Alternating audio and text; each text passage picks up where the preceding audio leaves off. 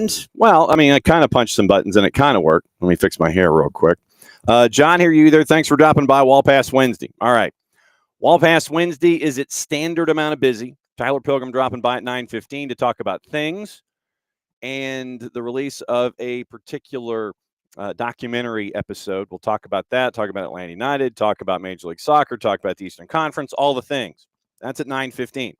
10:15, we welcome in the director, if I could get my upper plate to work this early in the morning, the director of soccer operations for Huntsville City Football Club, Matt Cairns, coming by as they're prepping for the MLS Next Pro season here in 2025. Couple of more preseason matches that they have, one coming up this weekend, one on the 1st, and we will catch up with Matt and find out about everything going on in Huntsville and with MLS Next Pro, with the team, with the community, all the things. All right, so that's in hour number 2. In the in-betweens, we're going to talk a little high school. We'll talk a little Champions League. We got to talk CONCACAF from last night, and we'll get you ready for the day because remember that the other match that was supposed to happen, which was supposed to be the first match that was supposed to happen yesterday, is happening today, and the late match happened last night. So we'll get into all of that. So there's plenty to discuss, plus whatever is on your mind this morning as we roll. So let it all go in right there. Twitch pitch is there for you, and we'll discuss all the things. All right. Opening kickoff brought to us by our friends at Kickoff Coffee and kickoffcoffeeco.com. I've still got to figure out how to bring the QR code over and not screw things up. Definitely have to try and figure out how to do that. And that might take a while with the newfangled equipment here that we're using with our new program over at Restream. So you go with the opening kickoff from our friends at Kickoff Coffee and kickoffcoffeeco.com. When you check out, use the code SoccerDownHere15. You get 15% off your purchase. They, in turn, take 10% reinvested in youth games, youth initiatives. And that's our friends at Kickoff Coffee and kickoffcoffeeco.com. All right, full disclosure. You know that I'm pretty open with things here on the show. And, I mean, I do it on purpose. And you know how things are with me and the boss. You'll notice on my left hand that I'm only wearing one band. I'm only wearing one band, and it is not the standard band that I have had since January 12th, 2013. Explanation. You remember when the boss broke her wrist and she could not wear any kind of a band on her hand because it had swollen completely, and there was no way that she was going to be able to get her wedding ring or anything close to fit on her ring finger on her left hand in her current state. Yesterday, she did go to the orthopedist, and she is now out of the cast, and she now is in a wrap for 2 weeks, and they'll look at it again. And she just thought it was nice to moisturize an entire forearm for a change, considering she hadn't had the chance to do that in 6 weeks. So what I did out of, sharing our relationship as we do, since she couldn't wear one, I went ahead and added this one to the stacks. So I had this band in addition to the wedding band. So I was wearing two since she couldn't wear any. Yesterday, for those of you that listened, our high school schedule continued up at Appalachia for the second-year Appalachia match for the Tuesday night throwdown to follow up from the Tuesday throwdown with Jason when he was at McIntosh for McIntosh and Dalton. Maddie, Sophia, and I were at Appalachia for second-year in Appalachia. So at some point, because I showed my left hand to the athletic director at Appalachia, great friend of mine, Ralph Neely. And so I show him what's going on with my left hand. Both rings, explain the whole deal. Somewhere between that moment and coming home after the match was over, my wedding band fell off my finger. And that pretty much is a combination of losing more than 20 pounds in about a year and the cold conditions and everything. I came into the house last night, and this second band was like over the knuckle and like half off. It wasn't quite that bad, but I mean, it was like right there. It was kind of half on and half off. And so I looked down, And I see that this one is dangling by a thread when I walk in the door as I'm taking things back in from last night. And I don't see my normal wedding band. And so I think it's safe to say that a lot of the words that I was using from that point as I was trying to retrace my steps from inside the house back to the car, tearing the car upside down, trying to find something and being unsuccessful, let's just say that my metaphors were very colorful. So I have put out an APB at Appalachia High School. Hopefully it is there. It is either there, in the press box, in the stands, in the parking lot, or it is at the gas station. But I would have heard it hit the cement when I got gas on the way home last night. And it's not in the car because I tore the car upside down, and it's not here in the office. So somewhere between the press box at Appalachia and the gas station is my wedding band. So if any of you are near Winder, Georgia, since this is winter break, and can help out in the search, or you might know where my wedding band is, I'd greatly appreciate it. So the wedding band is MIA, and this one, last night when I got home, I go like this, and it fell off my finger. That was conditions last night and how things are.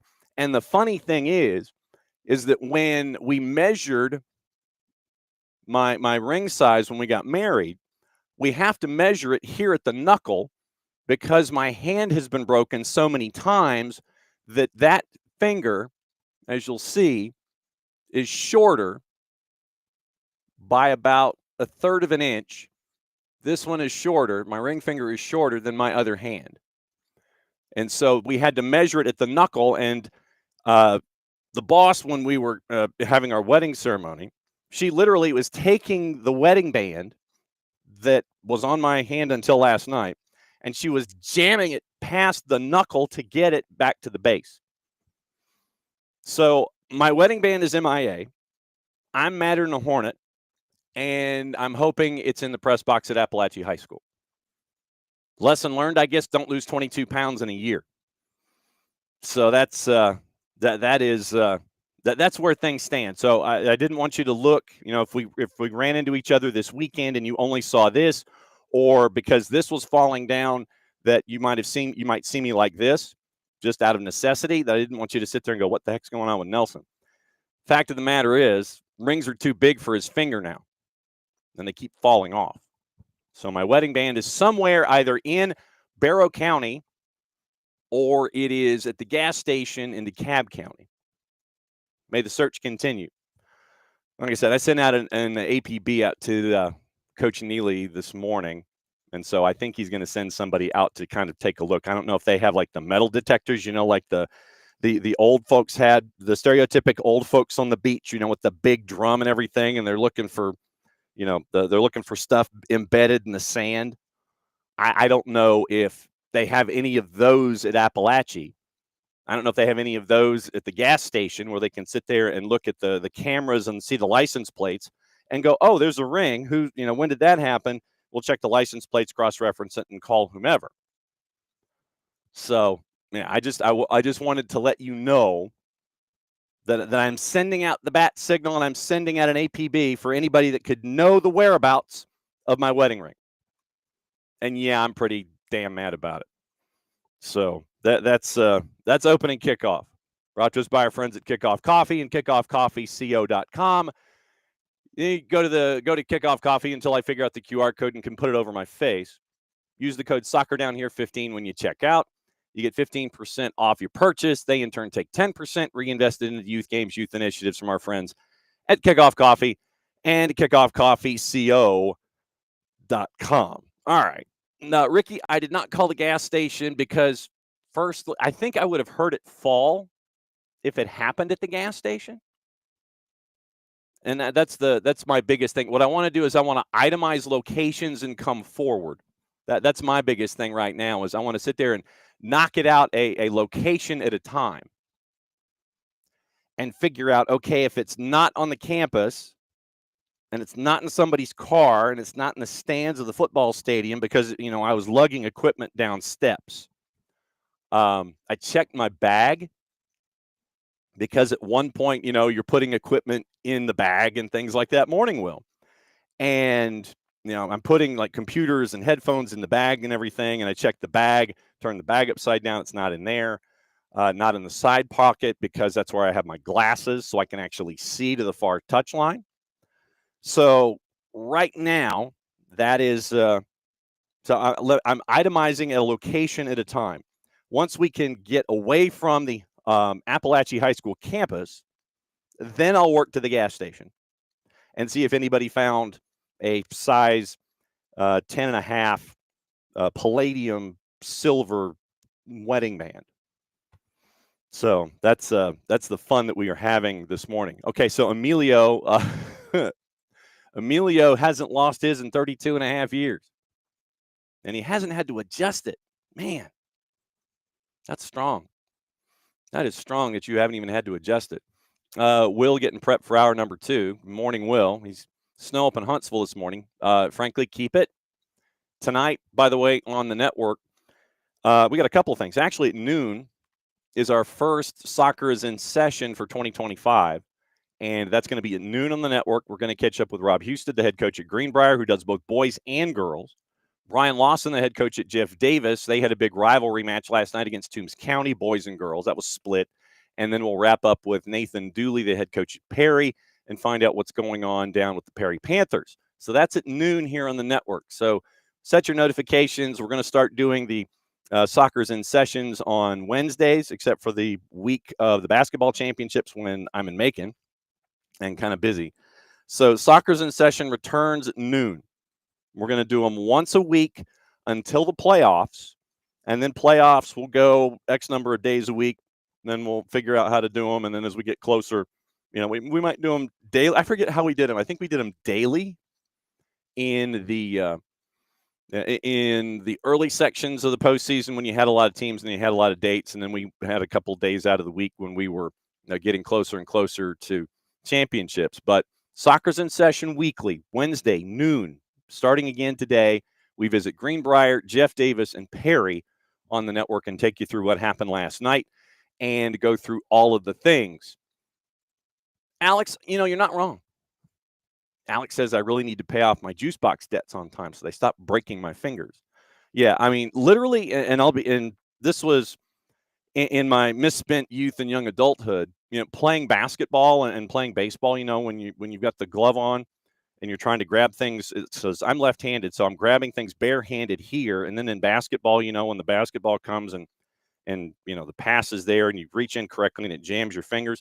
It's from all the contested rebounds when I played pickup when I was a lot younger. And then with baseball, trying to do things barehanded and getting your finger jammed and things like that. So I can't remember the last time I did a juice box. I was at the horse track at Los Alamitos, and I got the perfecta. And ever since then, I walked out the door and I'm like, nope, I'm done. I was 13. I haven't done a juice box since then. So that's the last time that I did a juice box.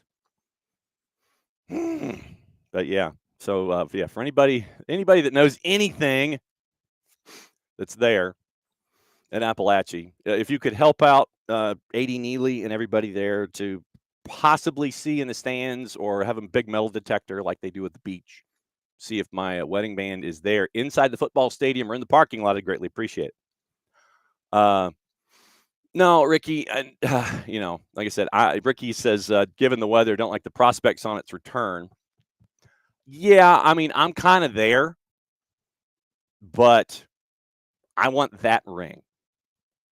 I admit I'm selfish about it, but I want that ring in particular. Ropes lost his in a pool. Morning, Matt. Abby, yeah. Miami and Kansas City. 6 degrees at kickoff. Yes, 6 degrees at kickoff. So, yeah, like I said, Ricky, and I'm waiting for angry or the normal Peter Vermes. Big puffy coat with the fur hood trim. He looks kind of like the Michelin Man, except he's got like the the headband, the hood over the top of the coat with the fur on the edges. Looks like he's trying to climb Mount Everest or something. And then he's mad at a call. You want to talk about being mad at a call? Colorado had that opportunity to be mad at a call last night. Yeah, that was an opportunity. So, like I said, we'll get into that.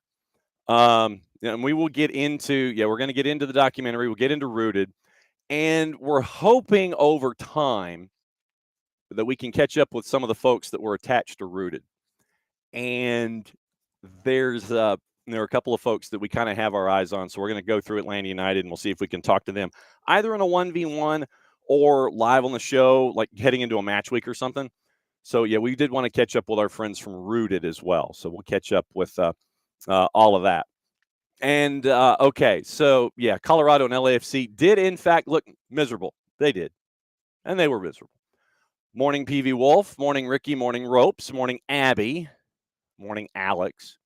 And so that's kind of where we are. Okay, so losing it in the pool, I get it. See, now David is Will's trying to send the snow back north. He didn't want it. Yeah, Michael, I had the Perfecta, and I remember the horse that finished third, Grandma Bojack's. That's how I remember I got the Perfecta. Like I said, I was 13, so it was last Tuesday. David was probably just getting home from what happened at Atlantic Station yesterday, in the Atlantic Station team storyline. And then Will, yes, we'll never know if Messi can do it on a cold, rainy night in Stoke. Might find out if he can do it on a cold or snowy night in Kansas City, Missouri. And Ricky, we might be getting more summer tours from the Premier League. Okay, it is that time where Tyler gets to make fun of me for losing my wedding ring. And I blame the weather, and I blame losing weight.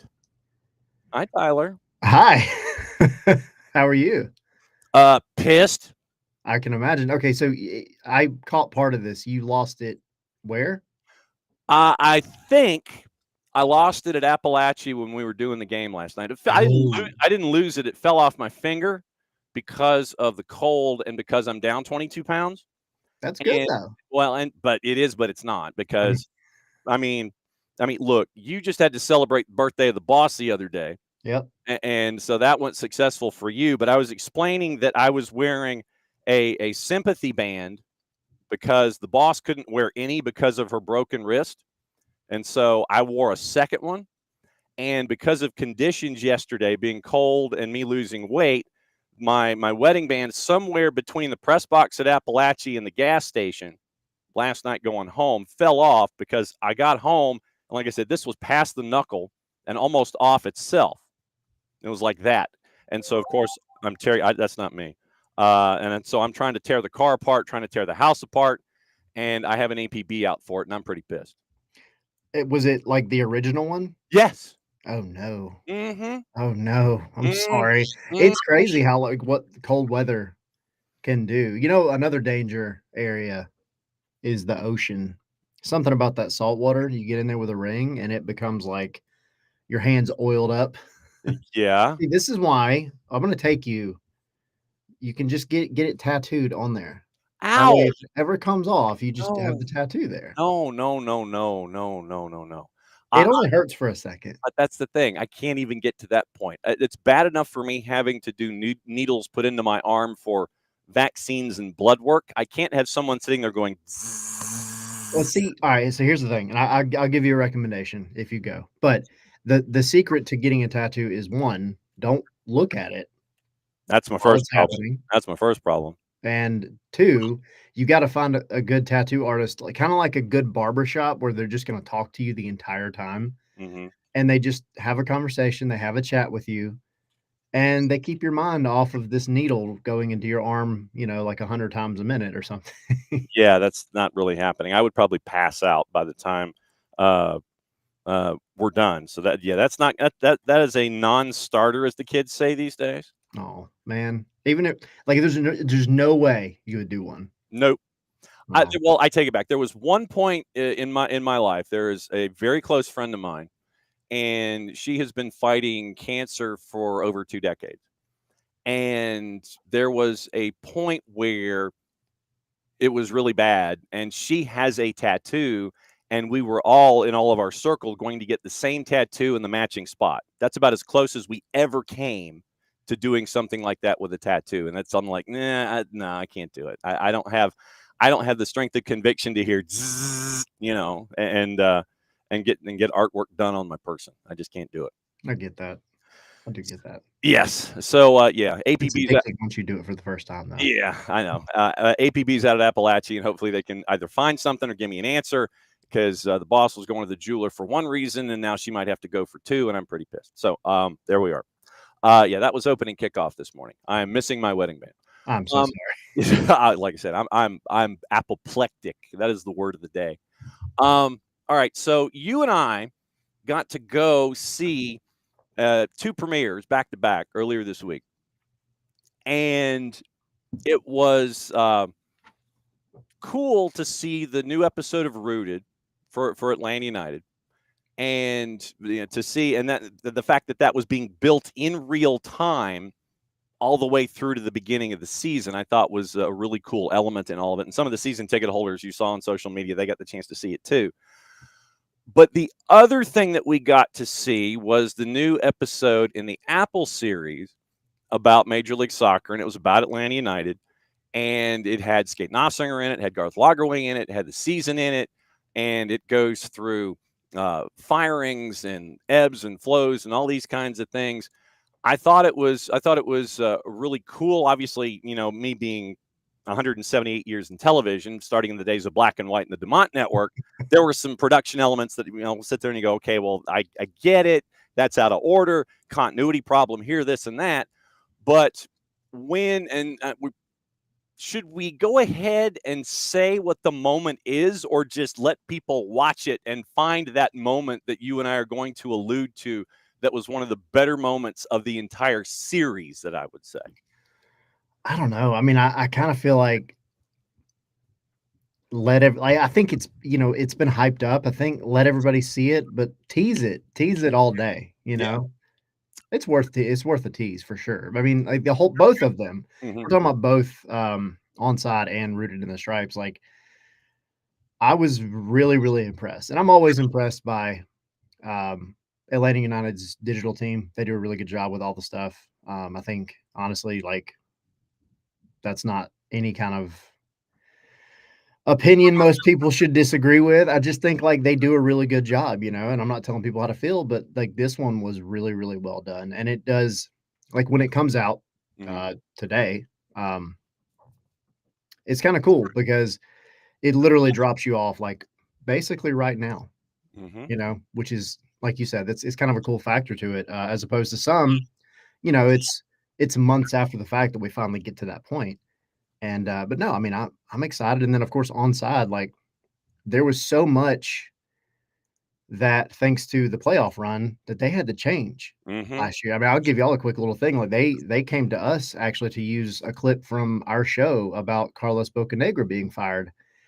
And spoiler alert, like, that's not really what the episode was about. The episode, really was about building up the entire season of Atlanta and then hitting that playoff run. And so I won't, give anything away. I mean, we all saw it. We all saw what happened, but they had to pivot, is what I'm trying to say. They had to pivot with some of the storylines, which is cool, but yeah. Wiley's like, I'll be honest, if you don't spoil it, I'm never going to watch it. Tell you what, Wiley, we'll kind of meet you halfway. Let's just say it has to do with a pivotal moment against Messi and friends, involving one of the friends, because I think it was one of the friends and one of the other roster players for Messi and friends and Brad Gazan. And it was involved in that particular moment where the Apple microphones gave us a moment that we didn't know about, have wanted to know about since it happened. Yeah, and it puts you in the back of your chair. Once you heard this particular Nat sound moment and this conversation between two individuals, it puts you in the back of your seat. And after that moment, you sit there and go, "Oh, okay, I see how this is working." Just a little bit. So Yeah. it has to do with a key moment against Messi and friends in Fort Lauderdale at the Erector set and the aftermath of that particular moment. So that in and of itself was eye-opening in that episode. So that to me is one of the reasons that you should watch that episode if you have Apple TV. And on top of that, for anybody that's saying like, you might not take the time to watch it. Mhm. What's really cool about the Onside documentary is there's 8 episodes, and what is it, 30 teams? Well, now there's 30 Now MLS there's 30. teams. Yeah, yeah. Um, no other team besides probably Miami, maybe a couple of others, but they didn't really get an entire episode like Atlanta did. Mhm. The whole story from last season with Atlanta, uh, kind of just was there was so much to it that they essentially got their entire like 45-minute episode, which is really cool. So like, um, as an Atlanta fan, you get to watch that one episode and get all of it at one time, as opposed to having to watch the entire series. And I'm sure if the whole series is like that episode, it'll be really good. Like watch it all. But if you just want to watch one, you Mhm. got a whole episode to look at.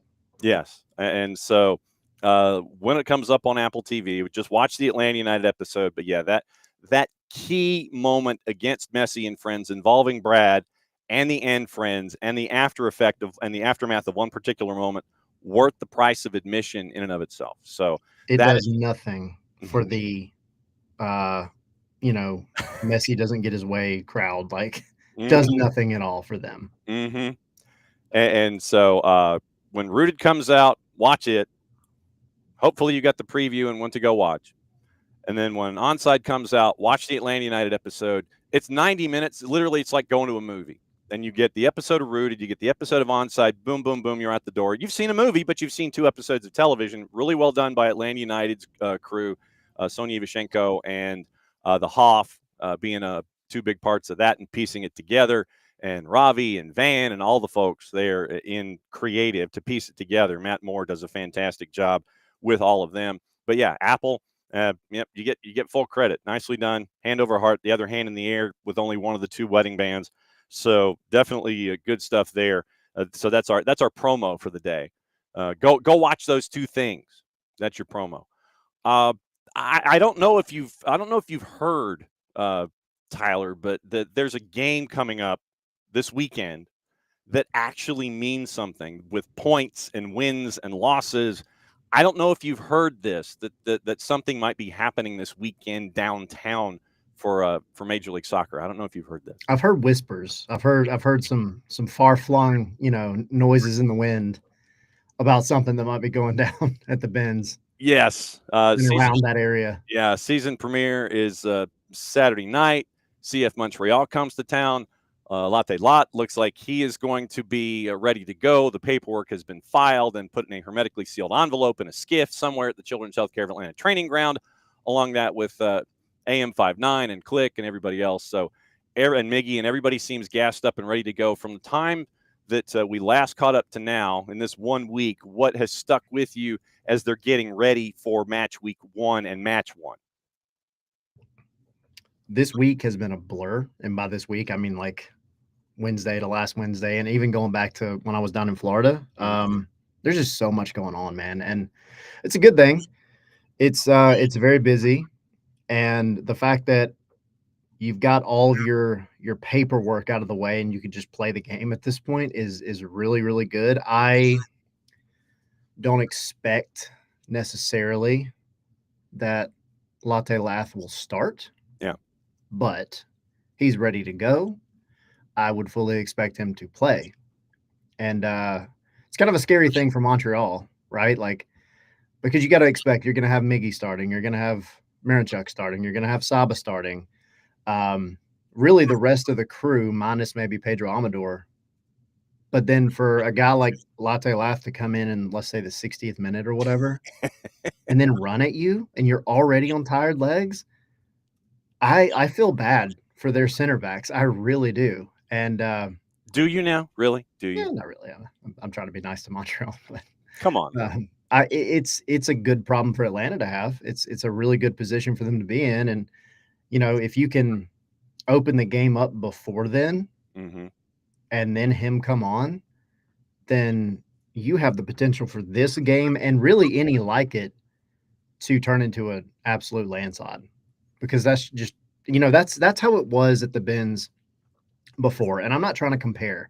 I'm just trying to say, like, if you have two teams that play this type of soccer, which is very fast paced, you're trying to be very progressive, and you're trying to get in behind center backs in that space between them and the goalkeeper. If you have that opportunity and you open up a game by nicking a goal first, then the other team has to play. And when another team has to play in Mercedes-Benz Stadium against a team like this version of Atlanta, it typically doesn't go well, especially when the crowd's behind them. So, yeah, I mean, I'm excited. I think everybody has looked good. They looked good this weekend. I think the vibes, not just from the fans, are high, but the players all seem to be clicking really well. No, Michael, I promise I'm not trying to jinx this. I'm just trying to be optimistic.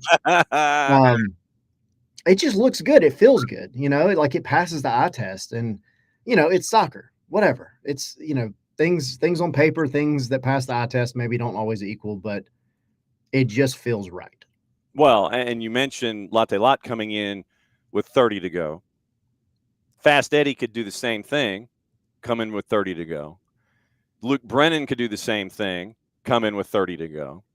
And if you thought you were tired then, you do a fire wagon change where you bring in the likes of Latte Lot, you bring in Eddie Mascara, and then you bring in Luke Brennan. Good luck. Good luck, Cowboy. That's pretty much how I'm staring at it. Go ahead and get to chasing. We'll catch up. Try and catch up with us, Yep. Yep. Good luck. I know that the biggest thing that folks are staring at is the back line. And we know that depth is there at center back. But obviously the questions are at left back with Hawkeye, Pedro Amador, and with right back while we're waiting for Brooks Lennon to come back to full song. Any vibe from you as to how it's going to look in some combination of Luis Abram, Ronald Hernandez, and Matthew Edwards? Do you have any vibe one way or the other? I think if I were Ronnie Dyla, and of course I don't have the day in, day out kind of information that he has from training, but I think you obviously you play Ronald, and I think you play Ronald where he's comfortable, which is as a right back, and he's done well. Like, it's not that you're really having to step down. Ronald plays very intelligently, and he works really well with those guys back there. And he will die for this shirt. Oh, 100%. And then on the other side, I almost think, you could throw Matt into the mix.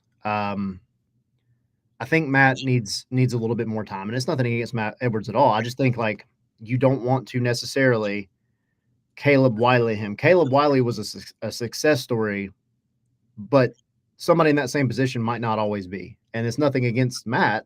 It's just, if you could avoid throwing him into opening day, 70,000 people, all that kind of stuff, right? You avoid it. So the alternative is you play Luis Abram over there as your left back, and he's going to be more defensive oriented. But we've seen in the preseason, Luis Abram has not been shy about going forward. Is he going to give you what Pedro Amador gives you in the attack? No, but I think you can make it work because you do have other guys named Miguel Almiron and Saba and Miranchuk that are going to be out there for most of the match. So I think, as far as a stopgap solution, I would put Ronnie on the right and Abram on the left, and then you have your normal center back pairing of Steon and Derek Williams. Well, and also remember that in the attack, if you think of it like you're turning a volume dial on an old radio receiver, or then if you turn the dial, you turn the volume to the right. When in attack you see Luis go, then that means that your center backs slide over, and you end up with Derek almost as a left back, Steon sliding over. Then you're going to get the support from your six, and then you're going to have Ronnie on the right. So even if Luis gets engaged or whoever that left back is, if they get engaged, you turn the dial, everybody slides over a space, and you have that covered with more experienced individuals there at center back turned into left back and so on. Yeah, and I think where this works and maybe has not worked in the past is just the discipline. And I'll give you a quick promo since we're talking about defenders. We had Noah Cobb. We talked to Noah yesterday. That'll be up on the show tonight at 7. So really, really good, chat with Noah about kind of like the discipline and kind of how the center backs are kind of gelling together and the entire defensive line. Because one of the things I asked him was going into this season, the center back core is and really the defensive group is mostly unchanged. Now there's injuries and things like that, but like y'all are the same crew for the most part. And I asked him kind of how that helps, and he said, like we're really close off the field now, all of us. And so I think you can drag and drop just about anybody into that group, and we know what Noah is capable of.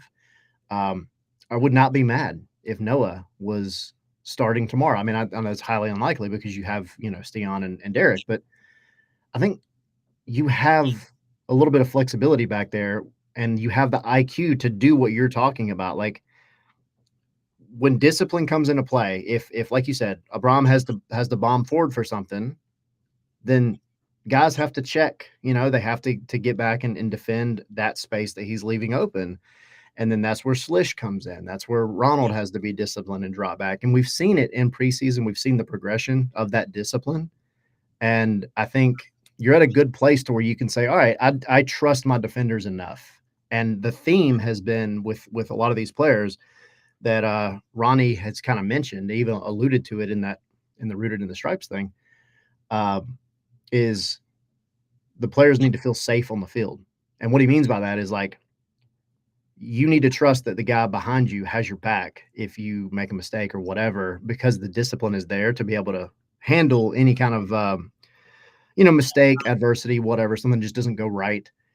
You need to feel safe to be able to, play forward and not worry so much about what's going on behind you. Now you look at Montreal, and I know that we went through the predictions yesterday of the folks from Apple TV, and they weren't all that shiny for CF Montreal. I know that you get to a point in a preseason where you're just kind of wanting to sit there. It's like, I'm tired of chasing after my teammates. I want to go out and hit somebody else. And expectations for Atlanta are high. The aggregate at Apple TV had Atlanta at number 2, and CF Montreal was not number 2. Might have been number 2 from the bottom, actually. And you look at expectations, you look at anticipation from the outside and from the inside. What has it been for you to observe the I don't know, the aura in the locker room, the aura with the players and all the different spots that we've all been? How are they adjusting to, I guess, the expectations, either self-expectations or outside expectations for 2025, knowing what everybody's staring at this roster and thinking? Well, I mean, so I'll jump back to the Noah Cobb interview, because we kind of asked him that, like, what are you most looking forward to this year? And he said, like we have a crew that mostly is unchanged. And he's not just talking about defenders like I was. He's talking about most of the club itself. You've got guys that could have left that came back, like Ronald Hernandez.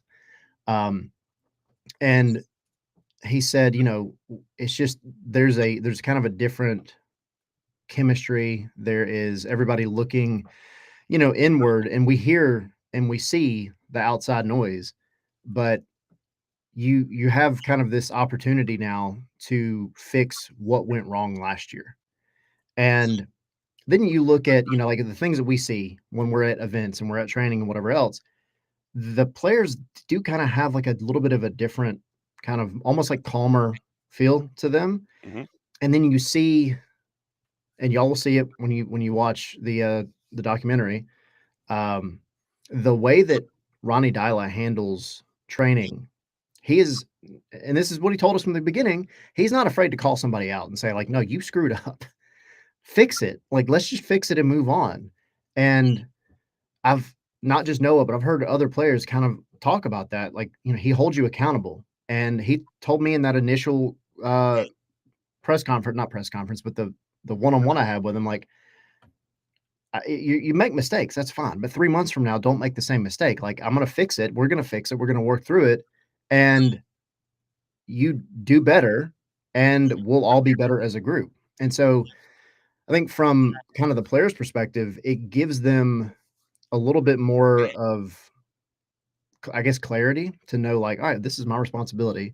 I know how to handle what I'm told to do. I also know what the guys around me are going to be doing and what their responsibilities are. So it's easier on the pitch to do and not think.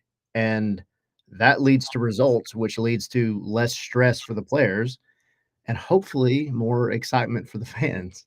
Well, and Ronnie has also said that, he's not above reproach either. If there's something that has gone wrong, he's going to take that responsibility and sit there and go, okay, yeah, that's on me too. It's not just something where it's them and it ain't me.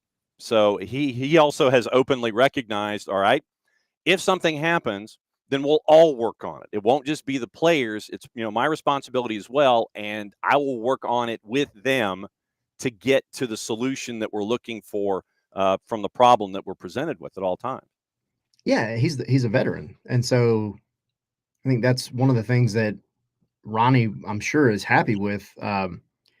Your veteran guys, they need to step up. And one of the things that Garth has said every single time I've talked to him, and I've talked to him a lot, it seems like over the past couple of months, is having those veteran guys set the standard. And the biggest example he uses is Miguel Almiron. He said, it wasn't just about him being a fan favorite. It wasn't just about his raw talent.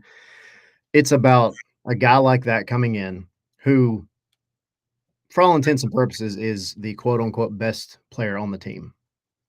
Not trying to downgrade anybody else, but we know what Miggy offers.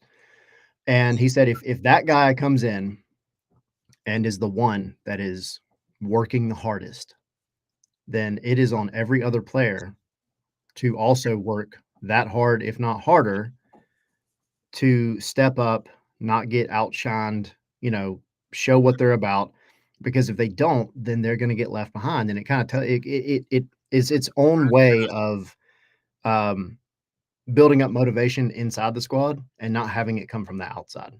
And it's a marker. It's a marker that everybody has to get to. It's like, okay, Miggy's coming back from the Premier League. Yeah, he's coming home to a place that he loves.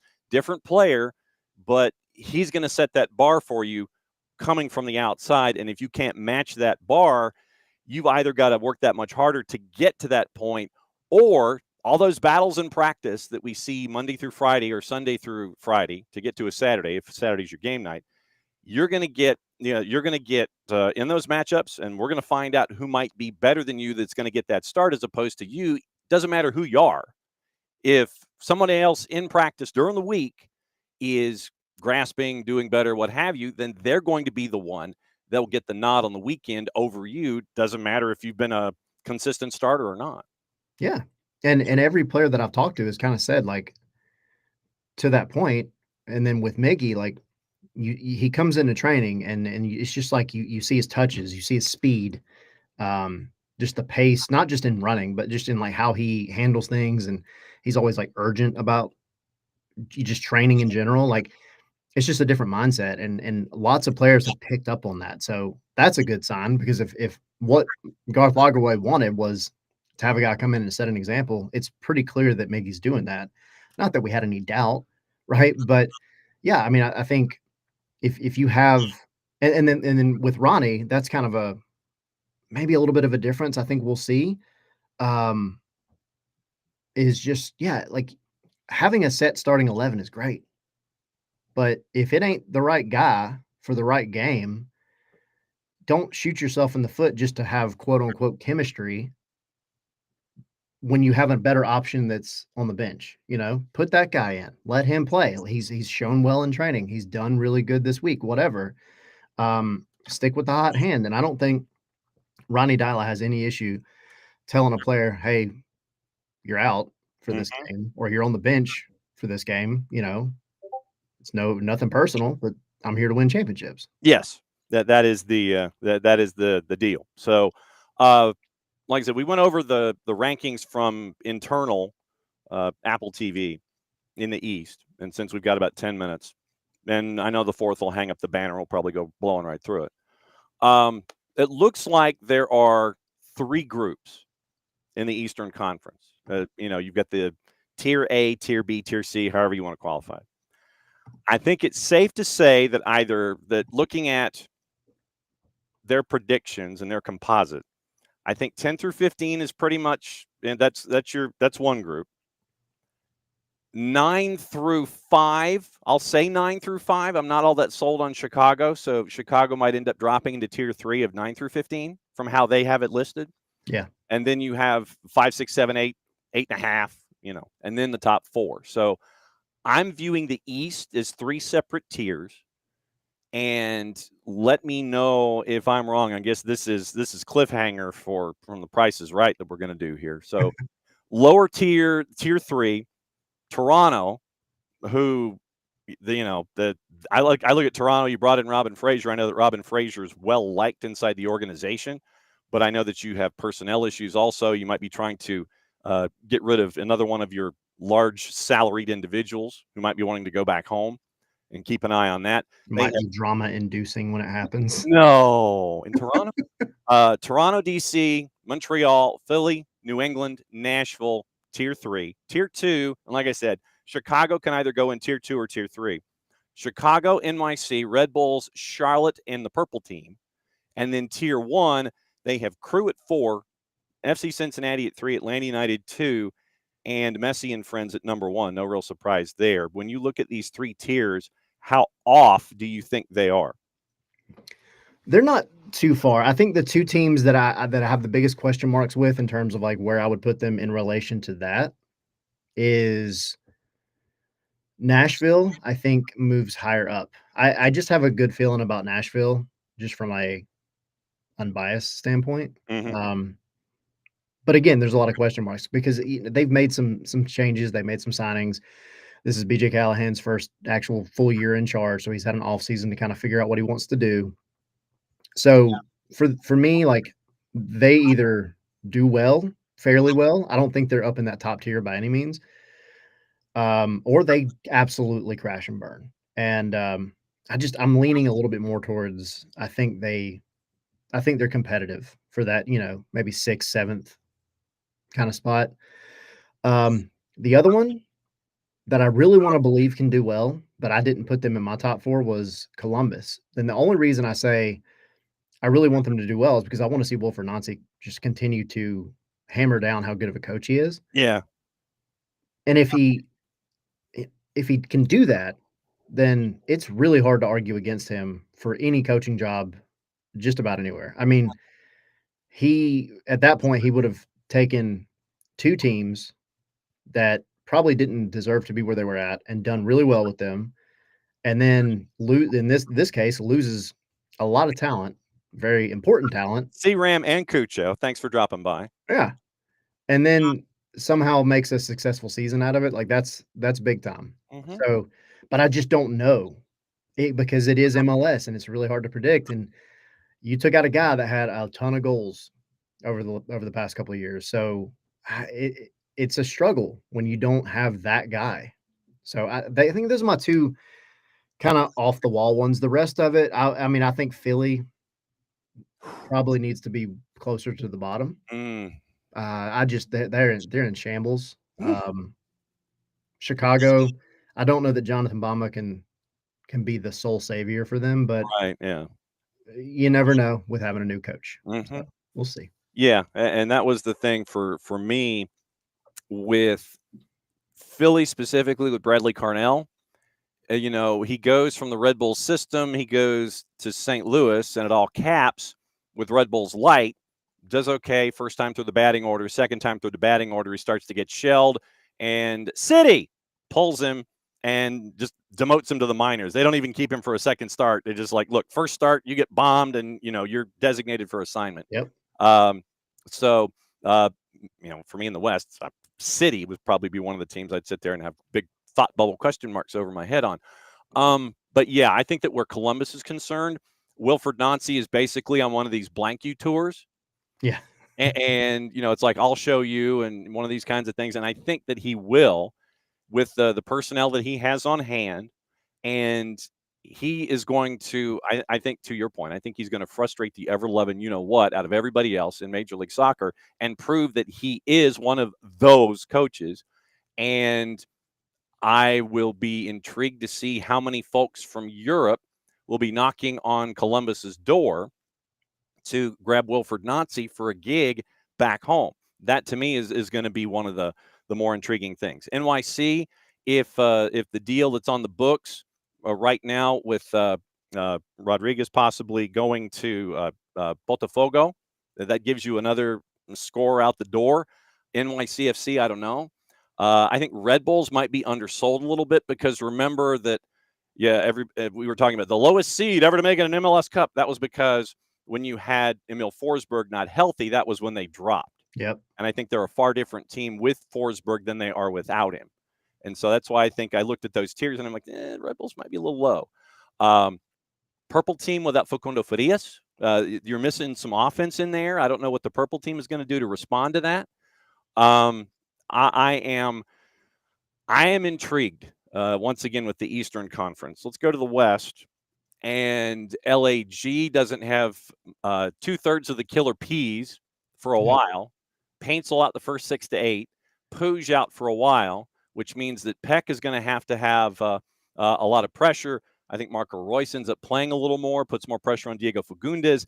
LAFC had to freeze their you-know-whats last night and lost coming into this weekend. Seattle's up there. You look at San Jose for local interest. You want to talk about a fascinating watch with the island of misfit Revs out west, and some guy named Joseph and Chicho Arango and Bruce Arena. It is going to be must-see television for one way or another, either because it is going to be a train wreck that is going to be insulting to train wrecks and to dumpster fires, or because they're going to be scoring 7 goals a match, and they might win 7-6. So that's what you're staring at least for me out west a little bit. Yeah, I think I had my top 4 out west. I put Seattle up there because some people were arguing back and forth about Seattle, and I was like, it's just hard to count Seattle out. They find a freaking way every year, and they have, Ferreira comes in, Areola comes in, like they've gotten new talent that I think probably will fit that team better than their previous teams or team. So I don't know. I just, again, good feeling about Seattle because they have a history of figuring it out, even if it's late in the season. And besides that, I had San Jose up there because Really? Okay. I do.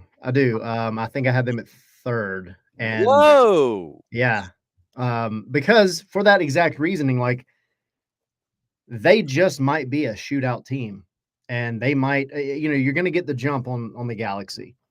I'm not sold on LAFC this year. I feel like they are lost, and they'll still win plenty of games, I'm sure, because of the sheer talent. But I feel like that team could be so much better if they had an identity. Like they kind of had an identity before, and I feel like it's just fallen off over the past couple of years. And now it's get Bouanga and maybe Giroud the ball and see what happens. It just doesn't feel right anymore. Yeah. I think that Steve Cherundolo has slowed things down, and when you have these thoroughbreds up top, let them run. And Steve Cherundolo wants to kind of sit there and go, now hold on, this race is 8 furlongs. I don't want you to be the rabbit. I want you to be the tortoise in this situation. By the way, sidebar. I keep looking for the piano and it's not there. We're having a piano swap here in the office. Would you ever, and I mean quoting Chris Jericho, ever have $500,000 of jewelry on your person in your casa for any reason whatsoever? No. If I had $500,000, I could do so much more than jewelry. Like, look, if I was making that much money, I might get me a nice watch, another necklace, whatever. There ain't no way You know what I could do with $500,000? Yeah, well, what I could do with $500,000. And it would be something that wouldn't be sitting in my bedroom. Like, y'all might not hear from me for a long time No, we if would. I just had $500,000 to blow. That Mm-hmm. whatever, And well, whatever. and the reason that I mention this, that for those that may not know, Julien Laurent at the four-letter FC saith, quote, last night, LAFC striker Olivier Giroud lost approximately $500,000 worth of jewelry when his LA home was burglarized earlier this month.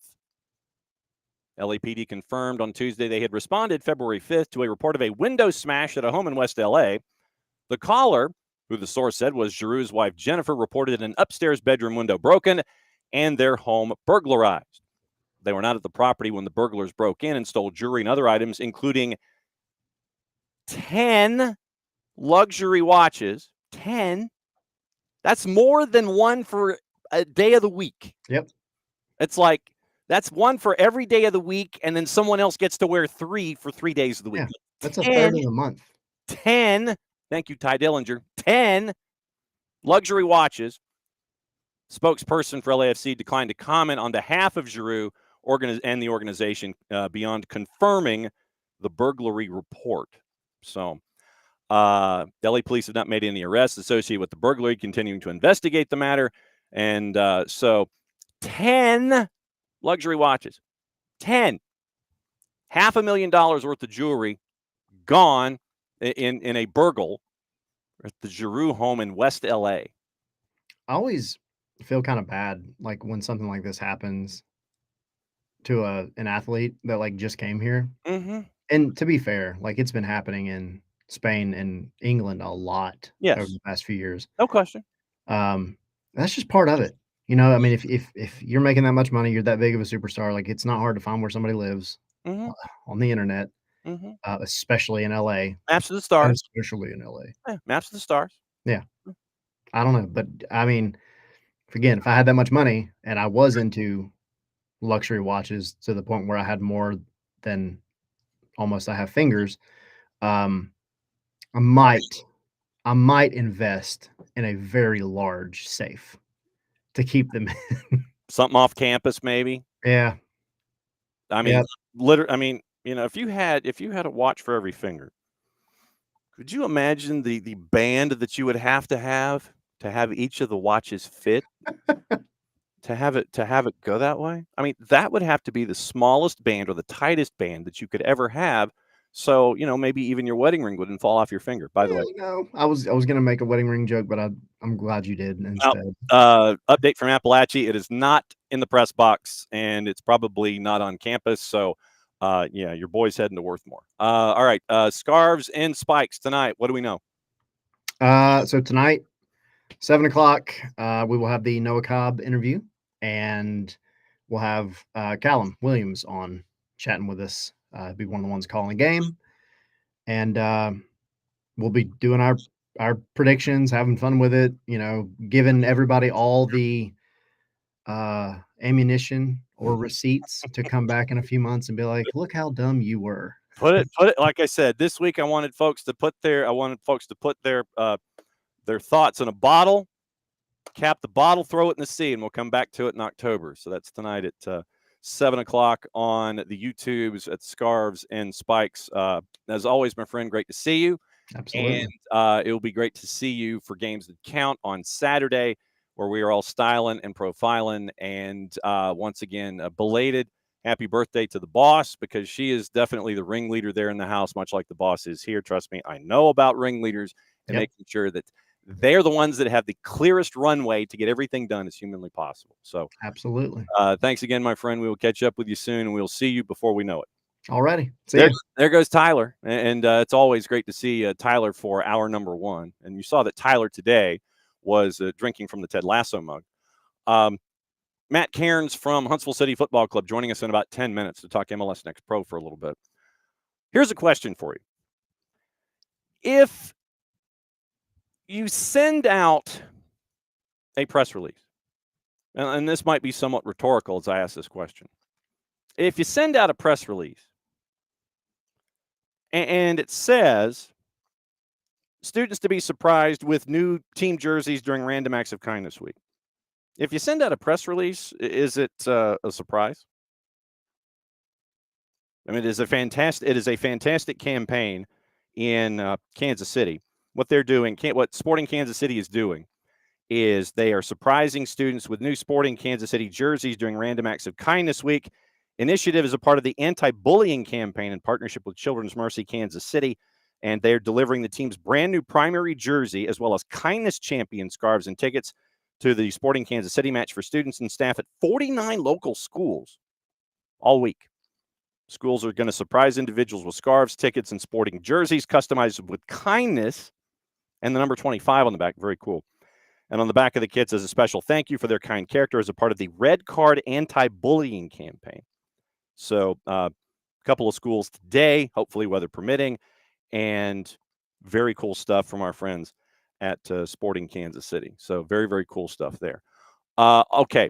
Last night in the CONCACAF Hemispheric Extravaganza, it was a very, very cold night. It was a very, very cold night. And you're asking, how cold was it? It was so cold that our buddy Olivier Giroux had frost, and he looked like Santa Claus. He literally did. Apparently, he had like frost and snow in his mustache. That's what it was like last night. You saw a lot of the snoods and the covers and everything around players, and it was, I believe, it was 8 degrees at kickoff, and according to Jason, it was 3 degrees at halftime. Colorado would win 2-1. You would have a moment again in CONCACAF where initially, and Bart probably would talk about this on Monday if it wasn't Wednesday, you had a moment where, with a goalless match early in the second half, and trust me, at the half, when there was no time that was added, players couldn't have gotten off the field any faster, and I don't blame them a bit.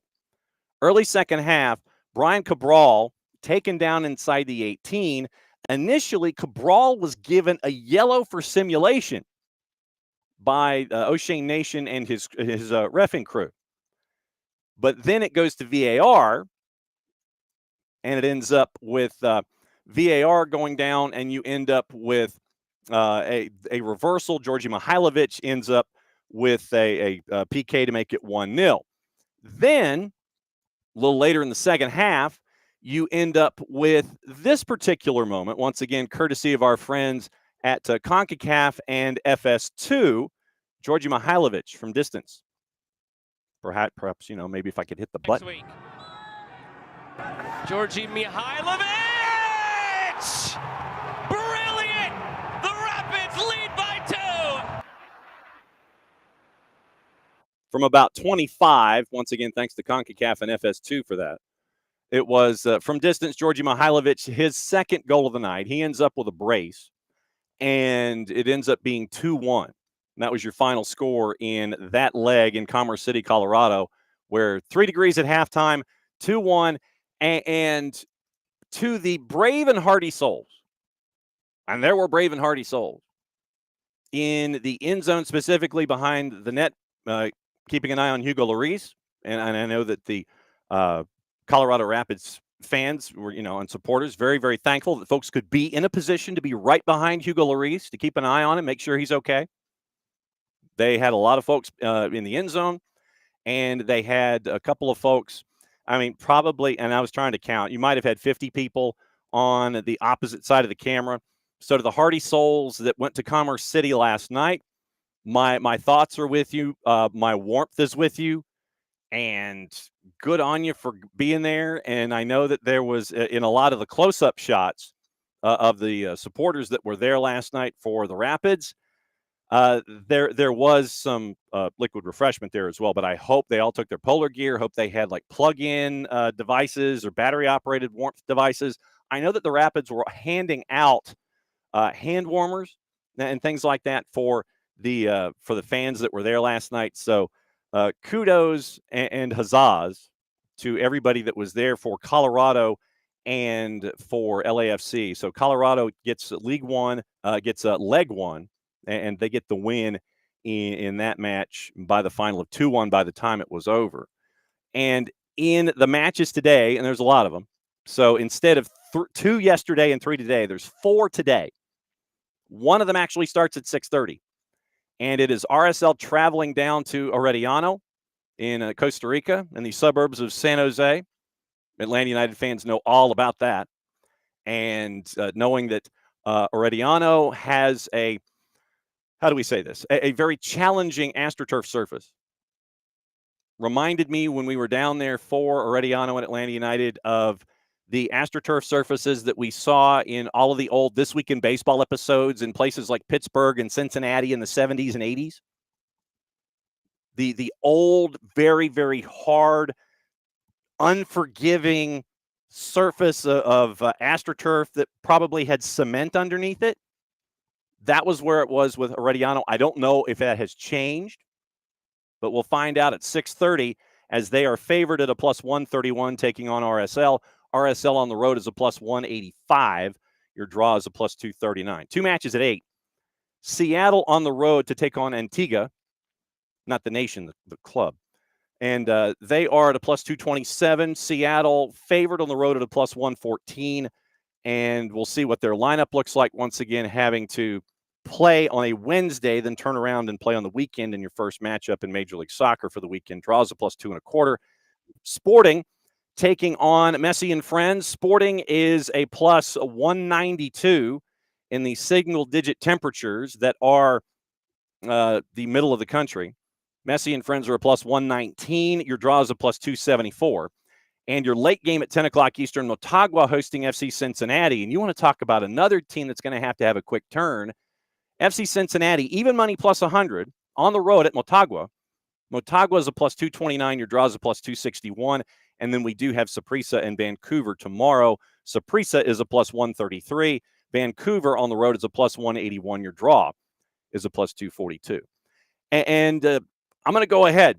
Since all the green lights were there, we're going to go ahead. We're just going to go ahead and slam it down. The green light traffic, everything's going. We're just going to go ahead and bring in Matt Cairns. Matt is the director of soccer. If I could get my upper plate to work. Man, take 2. Matt is the director of soccer operations there. Huntsville City Football Club. Goodness gracious, Nelson. Man, it's like you don't have any caffeine in your system or anything. Hi, Matt. Hi, John. How are you doing? All right, man. Good to see you. Thanks for dropping by here on the morning show. And I apologize if my upper plate is going 19 different directions and asking questions this morning. How's things? How have things gone so far in the preseason for Huntsville City as you're getting ready for a new season? Yeah, preseason's been really good. Obviously, it's our first preseason with Chris O'Neill as head coach, and we just got back from 2 weeks in Palm Beach where we went down with Nashville, kind of our partner affiliate club. So BJ Callahan, obviously former US men's national team, interim head coach, assistant coach, his first preseason in Nashville. So it was a lot of fresh stuff out on the fields, but great collaboration between the two teams. Some good games played into Miami, Colorado Rapids, and then we went on to Austin, played Austin's kind of first team with a hybrid team of ours between Nashville and ourselves. So, yeah, great couple of weeks of work, and coming up to that opening game in Chicago in a few weeks now, and obviously the MLS opener for Nashville this weekend. What was the biggest lesson that you and the front office learned last year with all of the activity in MLS Next Pro? What did you learn about yourselves last year? I think one thing we learned is how important culture is. Excuse me, but culture it's a buzzword and a cliche, and it gets way overused. But ultimately, we have such a unique project in Huntsville, right? We're a partner club of an MLS team in Nashville, but we're 100 miles south. We have our own training facility, our own stadium, our own city and community that wants this team to win and win a championship. And I think, I joined in the middle of February last year, and, the roster was kind of set, and it was very prospect heavy. And that's a great thing, right? We want to produce young players. You see that Premier League, Bundesliga, MLS, like teenagers, players in their early 20s are what every team wants and is the way the game's going. But it was just adding in some culture pieces that can set the standards of training day to day, because we do have to run our own facility here. We don't want it to be the coaches having to drive the environment every day. So getting in some guys that maybe have either come from elite college programs like Notre Dame. We brought in Ethan O'Brien, Will Perkins out of Western Michigan, guys that can really understand how important it is that you train on a Tuesday like you're playing on a Saturday. And I think as the year went on, obviously we had a really slow start, which was unacceptable for across the board, top to bottom of the organization. But as we got to grips with the project that we wanted to bring in Huntsville, obviously adding Chris O'Neill in the summer, Ethan, Will, Joey Apanonu, can't speak highly enough of him.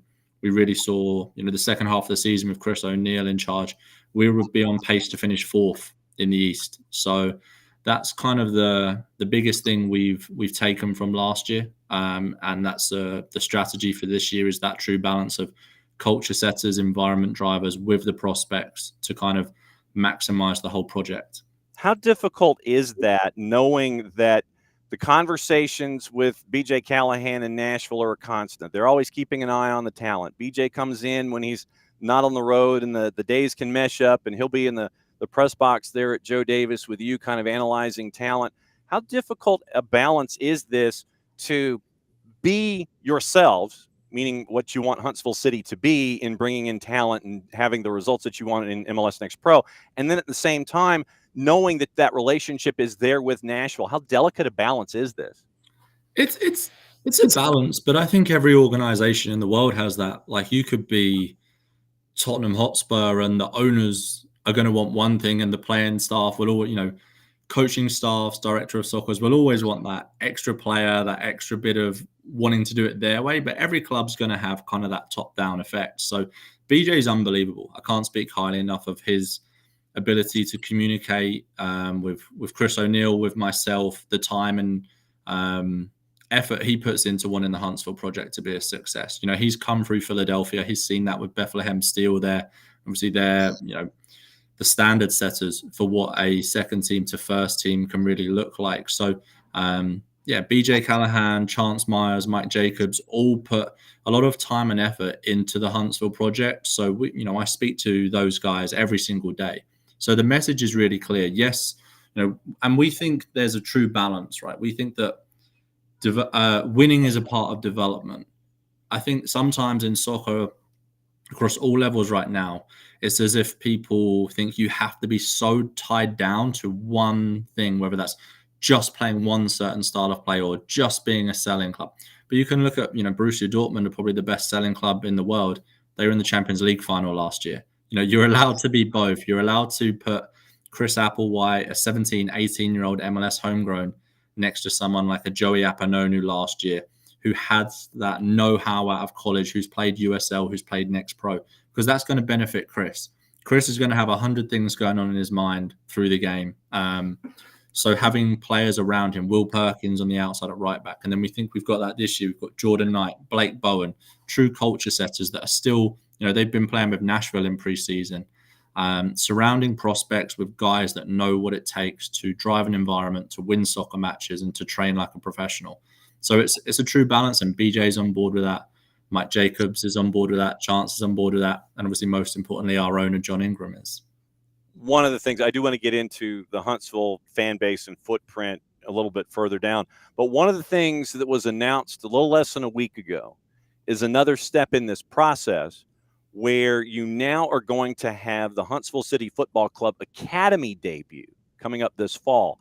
Another big step for you in the process of growth up there in Huntsville. What's it like to finally have that pen to paper where you can say, okay, this is actually going to be a part of our fabric now?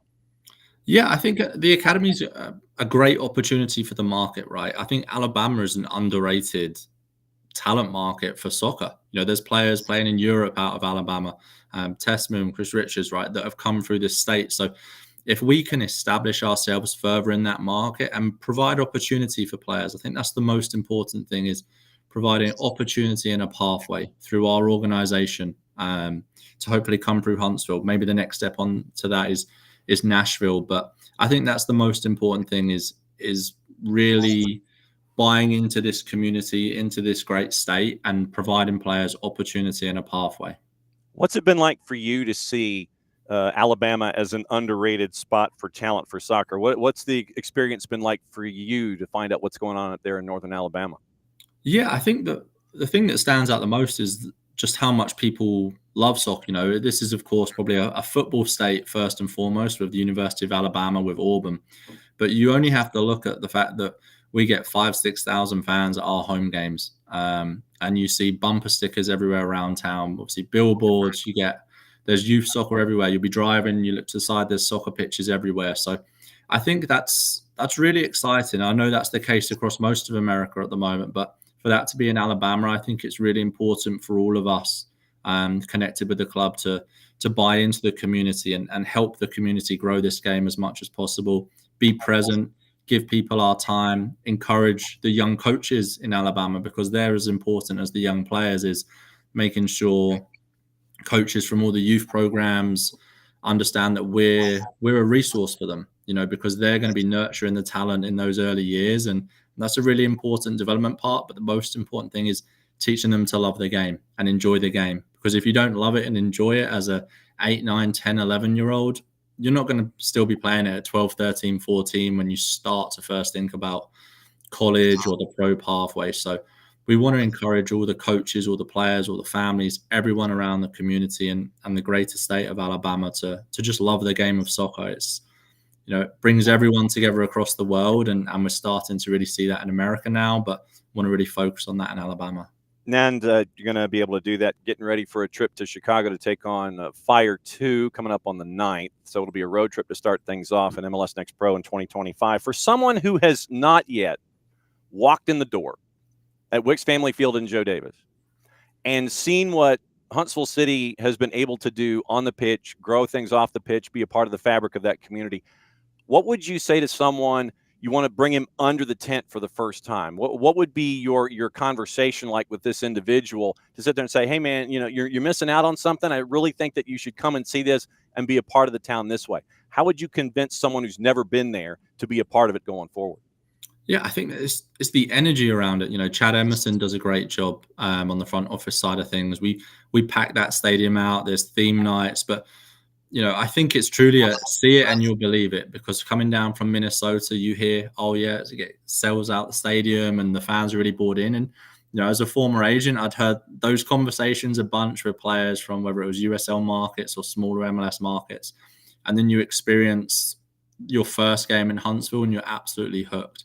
From the energy pre-match to the supporters section to seeing people of all different walks of life there. You get families, you get people in their mid-20s having a beer and a good time. You've got older people there. It's an unbelievable experience. And it's, one of my favorite things is just walking around the stadium pre-match and seeing that energy. And I think when you speak to any player or staff member around Next Pro that's played in Huntsville, we're everyone's favorite game. Everyone wants to come and play in our stadium. It's the best in the league. They want to play in our atmosphere because it's the best in the league. And we get everyone's best shot because of that. And we have to embrace that and love that. Chris O'Neill does a good job making sure our players know that. We have a target on our back because players are used to playing in empty stadiums and think, in front of 20 people that are their mum, their cousin, and their aunt. And then they come to Huntsville and there's 6,000 people watching, cheering, booing, groaning, moaning. You can be a pantomime villain if you're on the road team, and they get to embrace that. So we have to be ready for that and make sure that we match them and we carry that same energy week to week. And a rocket engine in the one of the end zones. That was one of the coolest things when we got to come up there last season to see a large rocket. Now, if you could fire that thing up on a cold night, that might be kind of cool. But no, it's a fantastic environment.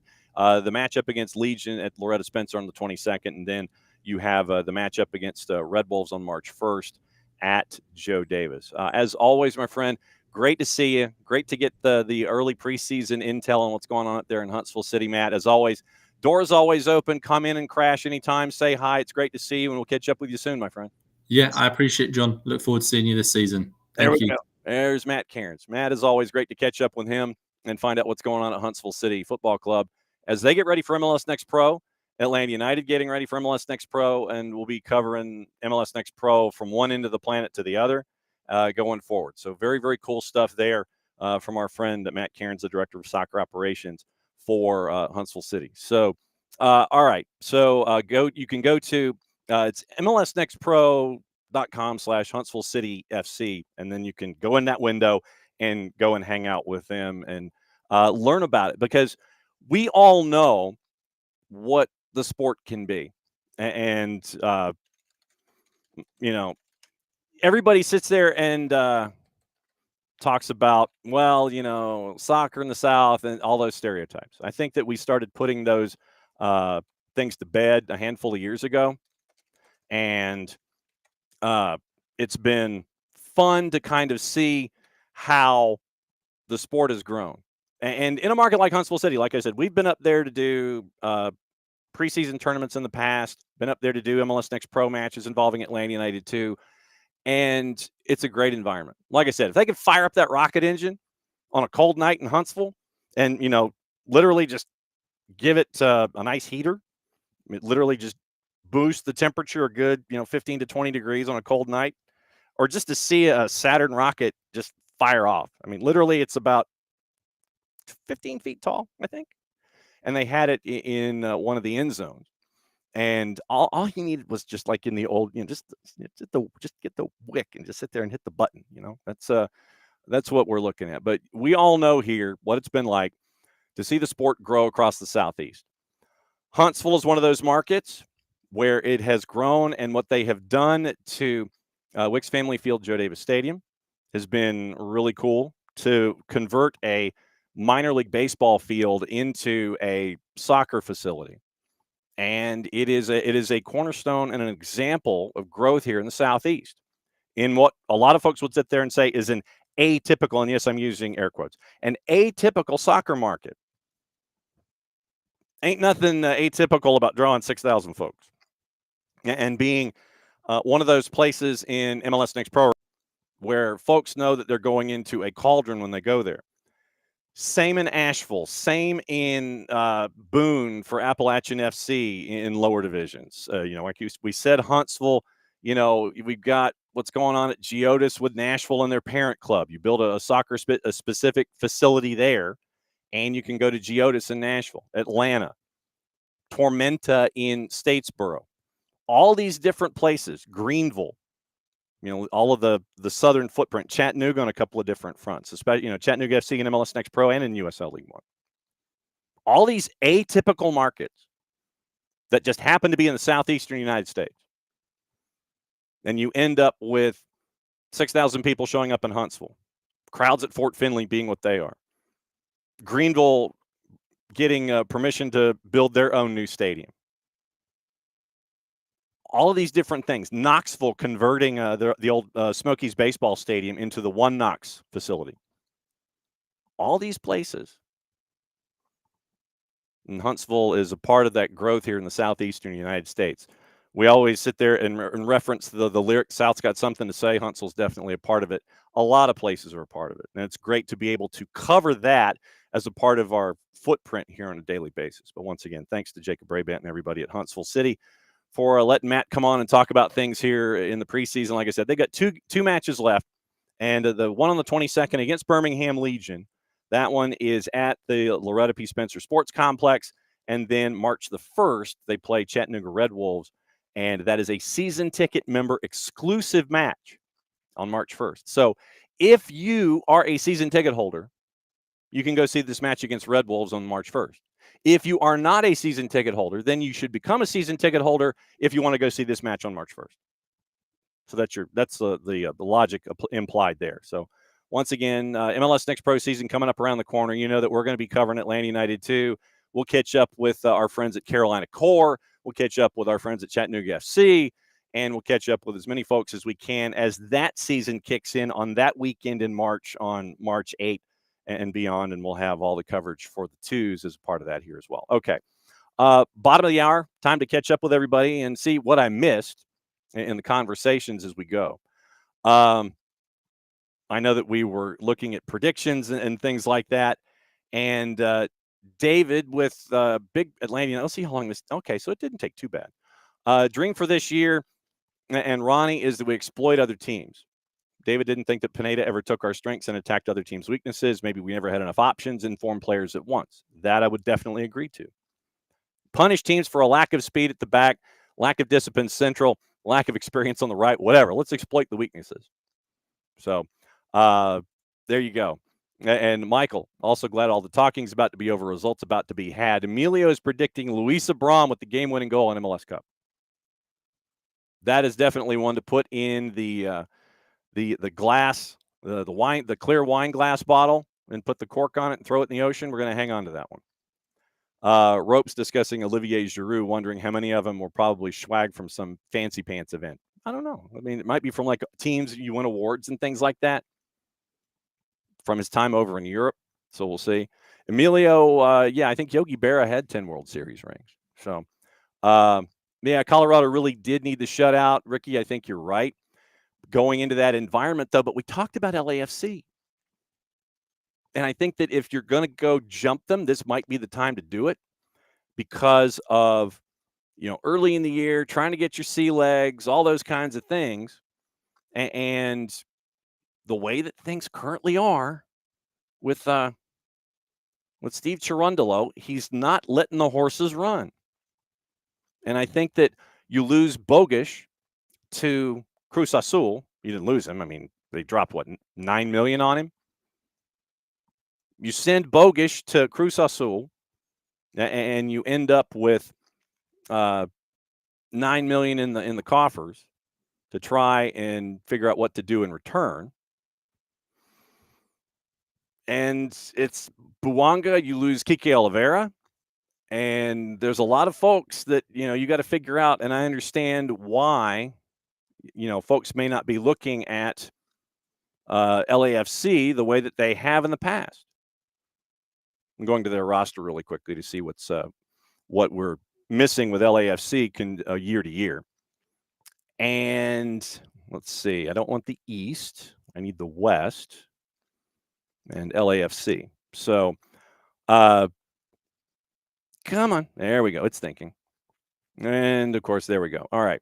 So, LAFC has chosen the U22 model over the DP model. And so you're looking at senior roster spots. Denny Buanga, Marco Delgado goes across town on a TAM deal. Olivier Giroud, Mario Gonzalez is another TAM deal. Hollingshead, Lloris, Aaron Long, David Martinez is a U22. Then you're looking at Timothy Tillman, Yaya Boa, which I think is a really solid pickup as a part of their offseason. Supplementals include David Ochoa in net, Nathan Ordaz. You have 3 homegrowns on the roster, 2 more U22s, including the recent pickup of Artem Smolyakov. And he comes over from the Ukrainian Premier League, if I remember correctly. So Igor Jesus and Artem Smolyakov come in as U22s. And your international spots, Buanga, Giroud, Lloris, David Martinez, Sergi Palencia for your international spots. Denny Buanga is your only DP right now. You got 3 U22s in Jesus, Martinez, and Smolyakov, and you only have 1 DP. But at the same time, I think that the expectation is that David Martinez is one of your U22s is going to be there to help out your scoring with Denny Buanga. That sounds like a tall order. So, I mean, that's what LAFC has right now. Brought in Nkosi Tafari from Dallas for $300,000 in GAM and an international roster spot. Yeah, Smolyakov was a U22. Kike Oliveira ends up going to Gremio for $4.5 million and a sell-on fee. So Bogish goes for $9 million, I think. Oliveira goes for $4.5 million. So, and you've changed over to the U22 model. You're not just throwing money at things anymore like you did when you were chasing after MLS Cup, and you brought in Gareth Bale for whatever it was, plus probably a lifetime membership to Riviera Country Club. LAFC is going about things differently now. And Denny Buanga has wanted out a couple times. Close on a couple of deals a couple times. Denny Buanga, does he want out again? Come next transfer window in the summer. course, we're still in the transfer window for Major League Soccer right now for another couple of months. When the summer international window comes, does Denny Bouanga want out? Might be one of the questions that we have this season to see what life is going to be like with LAFC. And these are questions for Matt. How's it going to work with existing academies like Now Soccer? Going to be a level of partnership, I would imagine. So, sorry, I'm just catching this. And so Will says about the engine itself, they do light it kind of. There's a smoke machine under it. I want like the actual fire. Am I asking for too much? I want like the actual, but you need like space underneath the rocket, because then you'd be burning the asphalt that it's currently standing on. So yeah, you need space, and you need the ability for the flame to go out in a direction where it can benefit the public good on a cold night. David finds the awareness of the soccer folks you talked to about building community so hopeful when looking at the lack of youth and community investment that doomed Hockey 2.0 in Atlanta. The ownership, don't get me started on the Thrashers, because that would be like hockey down here, and it would be a rant on the ownership group of the Thrashers that started it. Because any national pundit, sorry, sidebar, I know you're shocked, any national pundit that will sit there and say, hockey doesn't work in Atlanta, blah, blah, blah. They don't bring in the context of how much of a mess the ownership group was. And I covered the whole thing. Knew that they were going to Winnipeg, knew that Thomson Reuters had bought the property, and they bought the team, and they were moving, and knew it was going down. But for hockey down here, yeah, don't get me started on the ownership group. Really don't. Atlanta Spirit, most of the people were not either word. They were not Atlanta, and they didn't show the spirit. David, Atlanta pretty long odds for MLS Cup. Surprised with firepower added and Ronnie D's track record. Time to toss out some spare juice boxes. Tell you what, let's take a peek.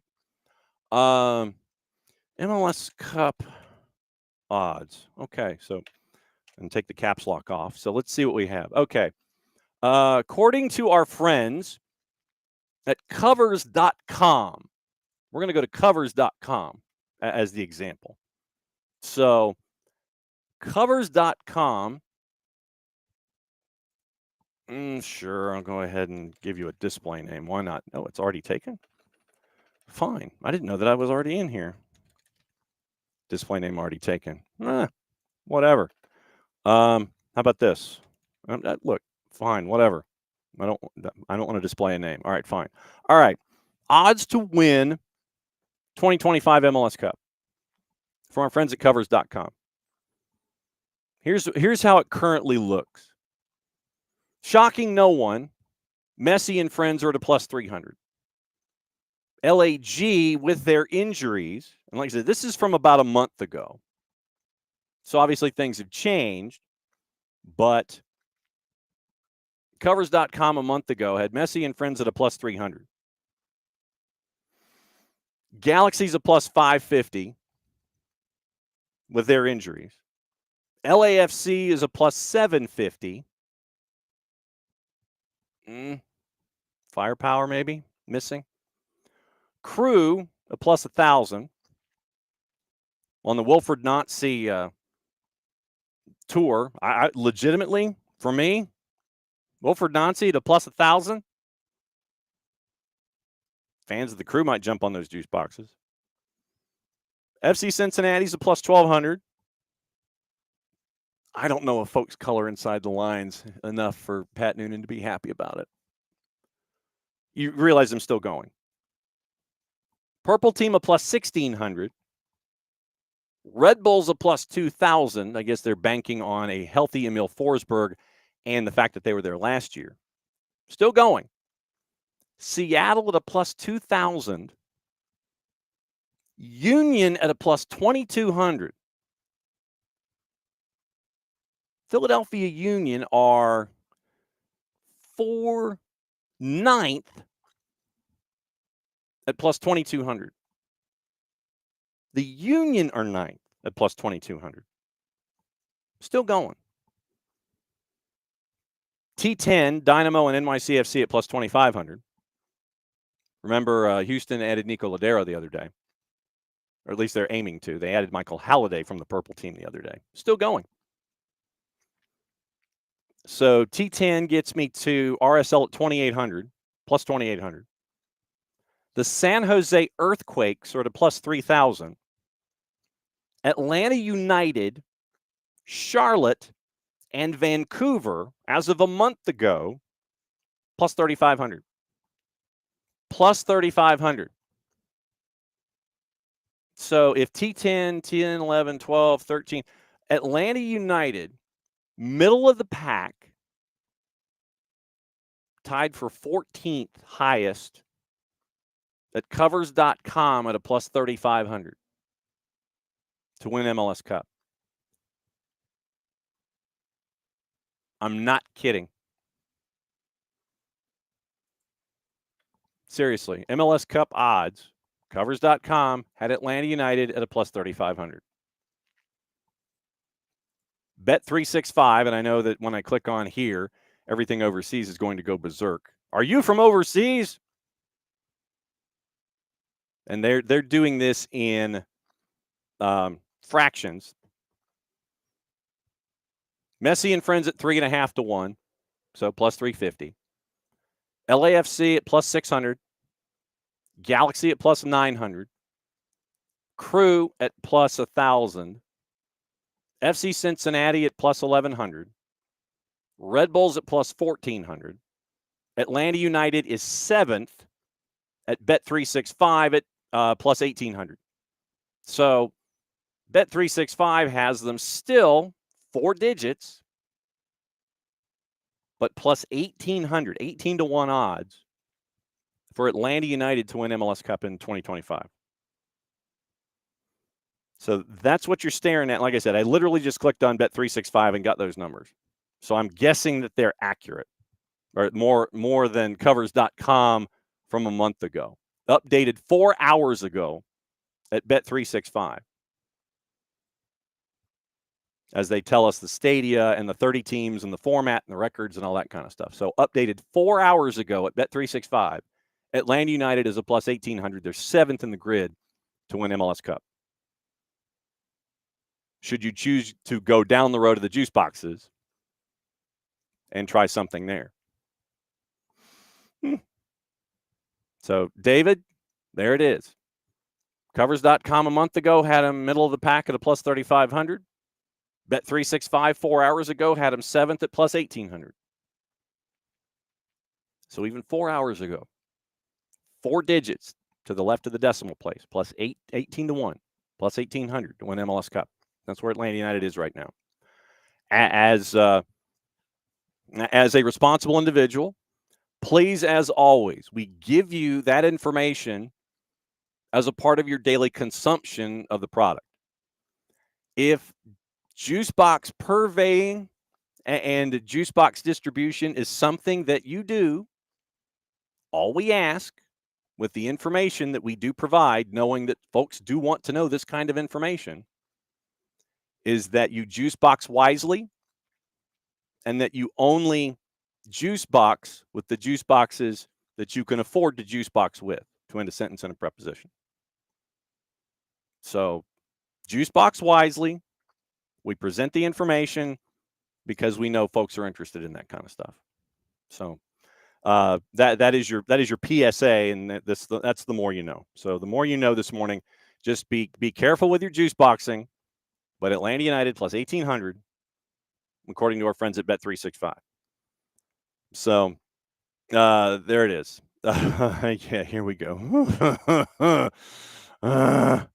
People are talking hockey down here.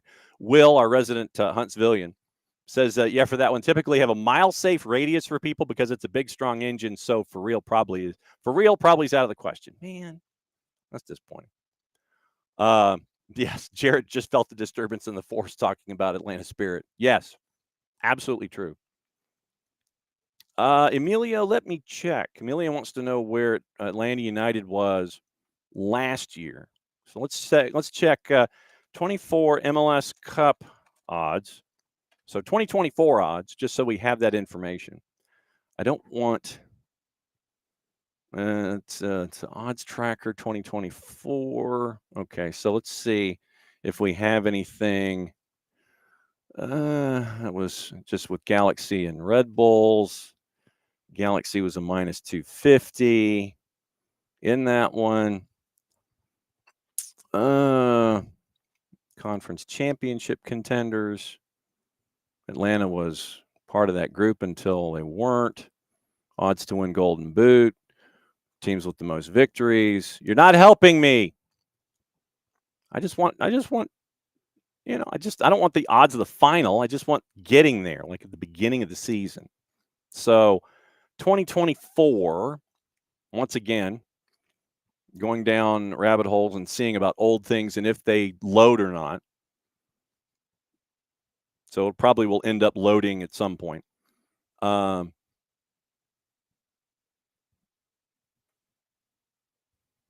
we'll see what happens. All right. So Ricky, being an intrepid producer, is letting us know from the league public relations department that once it loads, one of the stories of the offseason was Atlanta United. What? One of the stories of the offseason was Miguel Almiron turning to Atlanta United. Yes, 21 goals, 62 appearances for Atlanta United. We do discuss this, and once again, spoiler, we do discuss this at Prescription for Victory, brought to us by our friends at Children's Healthcare of Atlanta, as a part of the 3 things that you need to know with Atlanta United taking on CF Montreal on Saturday. So I have already teased one of the 3 elements. So yes, Miggy at 21 goals, goal chances 49, goal contributions 49. So 21 plus 28, where Miggy is, and he is T3 when it comes to goals behind Thiago Almada and some guy named Joseph. Let's see. MLS Cup odds. Eastern Conference winner odds. Atlanta is not posted among like the top 6 in each conference, and it doesn't really help. Odds Shark, you do not help me. But just as an idea, Messi and friends were minus 125. Red Bulls a plus 1,000. Purple team was plus 4,000. That was as of September 27th, 2024, to win the West. So yes, the MLS Cup odds not helping from any of the juice box purveying businesses that assist you on a daily basis. But just to give you an idea, the purple team was a plus 4,000 at one point last season, wanting to win MLS Cup. Will's like, yeah, if I can get Atlanta for plus 3,500, may drive over to a state and drop a bit. So plus 1,800. We'll go with plus 1,800, and we'll go with that number. So 7th, roughly top 3 in each conference in my mind, not outrageous. PV Wolf. Oh, okay. So, sorry. PV Wolf, first off, glad you're here. Thanks for dropping by. Don't be a stranger. Okay. What we refer to when it comes to juice boxes, we don't use the word, and I'm going to use it here just for the sake of the definitions of terms. We don't refer to it as wagering. It is an extension of wagering where, in traditional terms, you would take money out of your wallet, or you would use plastic if you do things virtually when it comes to your wagering. What we started talking about was, instead of going into your wallet, you go into your fridge. And, what out of your fridge would you wager, would you put on the table in a situation like this? So, if it was your favorite snack food on a particular match and you were confident in it, what in your snack food cupboard would you wager on a particular match? If you were really confident and you knew that you could hang on to it, maybe if Reese's is your favorite snack, Reese's Peanut Butter Cups is an example, or Kit Kats or whatever, Snickers, whatever your favorite snack is, you would say, okay, I'll wager my Kit Kats on Atlanta United winning against CF Montreal this weekend. You're confident in that because that means you get to hang on to your favorite item out of your fridge. And so then it just kind of went from favorite snack, favorite item. We always would have those juice boxes in our fridge. You know, it could be different sodas and things. And so what we just settled on was the juice boxes that you would put in your lunch when you were going to school. So we would say, as it has evolved over time, what kind of a juice box would you wager on this match? If you weren't confident in it, it would be one where we sit there and we would reference something that's already got its expiration date. You didn't know it, and it's an odd flavor that someone just kind of gave you. Like you bought a 12-pack and it had random flavors in it, and if you're not a fan of pomegranate, then you'd sit there and say, yeah, I'll take this pomegranate juice box and just wager it on that particular match because you didn't care if you lost it. If you were a fan of apple juice and you were confident, you'd sit there and say, I want to hang on to my apple juice. I'll wager my apple juice here, hang on to it, knowing that I'm fairly confident in that particular result. So that's what we mean by juice boxes. That's what we mean by juice boxes. Instead of mentioning what's in your wallet that you could use with a particular service, we figured we would neutralize it a little bit, not have you dig into your wallet, you dig into your fridge, you talk about favorite things or things that sit in the back. So that's when we mention juice boxes, literally it is juice boxes from your fridge as opposed to your favorite food or fruit or snack or whatever, because there were always more juice boxes in your fridge than anything else when you're growing up. So that's what we mean. So we never mention dollar amounts and the confidence level of financials. We always discuss it in terms of things inside of your fridge. And it has just kind of rolled over to the idea of juice box. Those agencies that have the websites in the states that have the legal opportunity to discuss these kinds of events with you, where you would send them juice boxes, are juice box purveyors instead of casinos, online gambling, whatever firm you want to say. So it's wagering juice boxes with juice box purveyors. So we're not talking about actual money, except just giving you the odds. I hope that helped. So I know that that's for all of our watchers and listeners who have been here since the absolute beginning. That's how the conversation has evolved. But thank you, PV, for letting me remind everybody here at the beginning of the season what we mean by juice boxes, wagering juice boxes, and dealing with juice box purveyors, and those individual agencies who have differing opinions when it comes to the odds of a particular event. That's why we refer to them as juice box purveyors. So could be Snickers, could be Kit Kat. It's just kind of settled on juice boxes over time. So juice boxes, we give you the numbers so folks know what they are in case you wished to take a really smelly overdue date pomegranate juice box out of the back of your fridge and just kind of put it on something, you know. So like if you saw that Orlando City number last year at plus 4,000, you're like, yeah, I'll empty out my fridge a little bit. I'll take a juice box I don't like, sit there and go, yep, I'll put that on Orlando City. That's what we're talking about. So thank you for reminding me to explain that to the new folks here as we start the season here in a couple days. So I hope that helped. And thank you, Ricky. And yes, Derek bets Ecto Cooler. So yes, Derek takes his Ecto Cooler juice boxes on things like that. So hopefully, PV, that did help. Okay. We got news that we got to get into. We got stuff we got to get into from overseas. And we've got to discuss things like Champions League and what happened there yesterday. Rundown for tomorrow, right now as it stands. Our buddy Lucas Panzica from 104.5 The Zone is going to come by, and he's going to discuss everyone in, batting leadoff at 9:05 before he goes to work. Then the Power Hour at 10, from 10 to 11, whenever. It's going to be Nino and Nico, Nino Torres from Gold TV.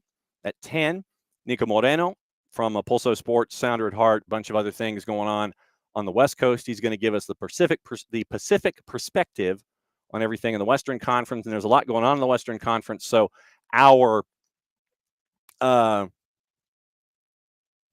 discussions with Nino and Nico. Nico will be on MLS and the Western Conference, and Nino will be around the world in 30 minutes. Michael, since we're going to SDH 101, can you positively identify the 3- and 4-letter English newspapers? Yes. The 3-letter newspaper is the item in the sky that, in theory, is behind the clouds that are currently existing here in the headquarters of Office HD. And we orbit it, and 365 times a year turns into a year. So it is that bright object in the sky that is the 3-letter paper. And the 4-letter paper is the paper that comes to you daily. And the 4-letter word that I associate is the one behind it. The stuff that you get put in a box outside your house that brings your bills. And they have individuals that drive by that particular box, put the items in, or they put larger items on your front stoop. So the 4-letter paper it has to do with the box at the front of your house where folks put items in it once a day, unless it's a holiday. And the 3-letter paper is the rather large item that the Earth orbits on a 365-day cycle for a year. Because those two, when it comes to their information, sometimes they're like the 5-year-old kid sitting the 2-year-old kid sitting in the high chair, and he's got his spaghetti and he's got the wall, and he doesn't want a spaghetti anymore, and he throws it at the wallpaper. So when we say take the information at your own peril, we always reference those two papers as such, because they just kind of throw stuff out there like spaghetti on a wall and call it art. So the 3- and the 4-letter paper are those two particular things. If it is outside of those two and it's an individual that we reference, then we reference the individual. So there we go. Today, Champions League, 12:45. It is Dortmund and Sporting. And the 4-letter network. Yes, Emilio. The 4-letter is an outfit from Bristol, Connecticut. The 4-letter network. Yes. The 4-letter paper is what is placed in a box outside your house every day. Yes. Yes, the papers we don't support or condone. Thank you, Alex. Reads and quotes almost daily. Yes, absolutely true. But once again, we post that information out there just as public record. Champions League. Today, Sporting, big underdog going to Dortmund at a plus 328. Dortmund is a minus 128. PSG at 3 o'clock is hosting Brest at a minus 500. Brest is a plus 1200. PSV and Juve. PSV slightly favored at a plus 140. Juve is a plus 183. And this is just to win the matches today. And draws a plus 260. Real Madrid and Manchester City will be the marquee matchup at 3 o'clock. And Real Madrid a minus 105. Your draws a plus 312. Manchester City with some work to do is a plus 247. And Pep Guardiola admitted that he fibbed when he said that we only have a 1% chance of winning that matchup against Real Madrid. So those are your Champions League numbers for today. Yesterday, in games that were absolute chaos, and if at one point you heard a scream, that was probably Jarrett. Bruges beating Atalanta at a plus 557, 3-1, winning on aggregate, they advance. Celtic giving up a goal at the death, had the chance to go an extra 30 minutes in PKs, but goal at the death, Alphonso Davies. Bayern Munich, a 1-1 draw on the day. Bayern Munich advances. Benfica and Monaco, 3-3 craziness. Absolute craziness at a plus 307. I would check the over-under at 5.5, but it was probably 4 figures to the right of the decimal place. And then AC Milan and Feyenoord was a draw at 1-1 and plus 514. So that was what happened. What happened was those particular matchups yesterday to carry you through. So that is Champions League. You've got Europa League that's dialing up, and you have all of the other activity going on in Europe And let me double check and see when the dates are for Europa League. I want to say Europa League and Conference League are tomorrow. All right, so Europa League is tomorrow, and we get to find out who goes to the next round. They're at the round of 16, and it is 4 at 12:45 and 4 at 3 o'clock for the Europa League.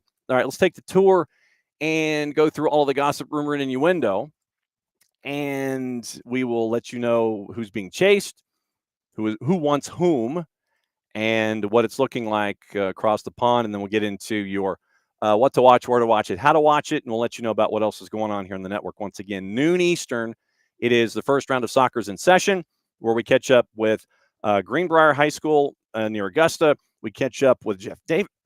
Excuse me. Catch up with Jeff Davis High School in Central Georgia, and we catch up with Perry and find out about their soccer programs. That's at noon. Soccer's in session returns for once a week until we get to the playoffs, and then there's more. All right, let me hydrate quickly here. So hang on just a second. United are weighing up a move for Liam Delap at Ipswich. Came through City's Academy, 10 goals this year. Chelsea's also interested. Liverpool prepared to offer Darwin Nunez in cash in exchange for Alexander Isak. I don't think Alex is going to go for that one. Isak has scored 17 this season in the Premier League. However, Newcastle will not allow their best players to leave if they miss out on Champions League. Arsenal and Chelsea interested in Eintracht Frankfurt striker Hugo Ekitike as an alternative to Isak. Liverpool set for a busy summer. Barca and Frankie de Jong on a list of players that the Reds might bid for. Bournemouth manager Andoni Iraola is at the top of Spurs' list if they decide to replace Ange Postecoglou. That's from TalkSport. City midfielder Maximo Perroni wants to turn his loan into Italy with Como, managed by Cesc Fabregas, into a permanent move. Brighton might reluctantly sell Mitoma this summer for around £66 million as he enters the final 2 years of his deal. Chelsea, one of the clubs interested.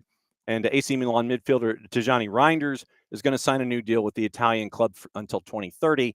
That comes from our friend Fabrizio Romano. What to watch, where to watch it, how to watch it. Obviously, for Champions League, you get to go, and it's going to be on a bunch of different things associated with Paramount Plus, but we'll let you know where everything is laid out. BN is in Copa Libertadores territory, 5 and 7:30. BN en Español.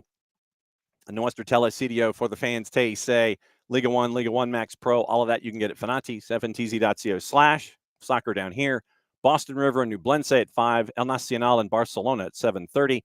CONCACAF Hemispheric Extravaganza, doubleheader on FS2. Sporting and Messi and Friends at 8, followed by Motagua and FC Cincinnati at 10. As a public service, let's find out what the weather is going to be in Kansas City, Missouri tonight during the match. As we click on, because Commerce City, Colorado is 6 right now. 3 degrees right now, high of 11, low tonight, 7 below. There is a cold weather advisory in Kansas City. I believe that would qualify as a no-duh for Kansas City, Missouri. So, game time. You're going to get into single digits again. Maybe Messi will look like Giroud, and he'll have the Santa Claus bit with the frost and everything on the full beard. 8 o'clock Eastern, 6 degrees and clear. By the time the match is over, 3 degrees. Wind out of the north-northwest at 8, 4% chance of rain. The UV index, it feels like -7, by the way. So it will feel like -7 at kick today for Sporting and Messi and Friends. You can catch that on FS2. Motagua and FC Cincinnati, 10 o'clock. Aston Villa, Liverpool, that is at 2:30. That is on USA. BN en Español simulcasting the Libertadores action. 2 has Champions League. Dortmund and Sporting at 12:45. Real Madrid, Manchester City at 3. Liga MX doubleheader on 2 America. León at 8. Santos Laguna and Cruz Azul, for those of you that wish to see Yorgos Giacomakis and Mateusz Bogic. That is at 10:05. Unimas has the same simulcast at 12:45 and 3. Universo has the same simulcast on the Premier League at 2:30. Fox Soccer Plus has Antigua and Seattle at 8. NBCSports.com simulcasting the Premier League match at 2:30. Paramount Plus. The AFC Champions League Elite matches are done for the day. 5 a.m. and 7 a.m. for you true sickos. Champions League, they've got the 4 matches up. 12:45, Dortmund Sporting. 3 o'clock, it is PSG and Brest, PSV, Juve, Real Madrid, Manchester City. Luton Town and Plymouth Argyle is at 2:45 from English Championship. Tubi, by the way, has the first game of the day, Herediano and RSL at 6:30. VIX has all 4 Champions League matches, all 4 CONCACAF Champions Cup Hemispheric Extravaganza matches, and the doubleheader in Liga MX. So that is your rundown of what to watch, where to watch it, and how to watch it. All right. So once again, let's buzz through the papers, let you know what's going on. Once again, all of the I don't want to be chosen for newsletters. And one of the things that was Man United apparently has released the figures for sacking Eric Ten Hag and for Dan Ashworth and appointing Ruben Amorim. United's finances confirmed to Sam Dean of the Telegraph that the cost of sacking Ten Hag, appointing Ruben Amorim, and Dan Ashworth, $30 million, £30 million. Spent more than $4 million on the hiring and firing of Dan Ashworth, 159 days on the job. Cost £1 million to fire after he paid $3 million to get him from Newcastle. Figures mean that when you combine the sacking of Ten Hag, the firing of Ashworth, the appointing of Amorim, £25 million. $11 million to hire Amorim from Sporting in November. 10.4 to fire Ten Hag and his staff. 4.1 to appoint and then sack Ashworth. Sir Jim Ratcliffe is going to make another 100 members of the staff redundant, taking the overall cut to 350 since he took control over at Old Trafford. Club's latest financial accounts reveal exceptional, I quote, exceptional items for the quarter were a cost of £14.5 million. Exceptional items. I wonder what it takes to be an exceptional item. This relates to the costs associated with the departure of former men's staff, first-team manager Eric Ten Hag, and various members of the football staff, end quote. So almost £30 million on 3 individuals. Sir Jim Ratcliffe, speaking of him, his Ineos are in talks to end his Spurs sponsorship in the latest round of cutbacks. Remember last go-round, that scream you heard was probably Drew Dickinson, with Manchester United playing at Spurs Stadium and having Ineos on the signboards.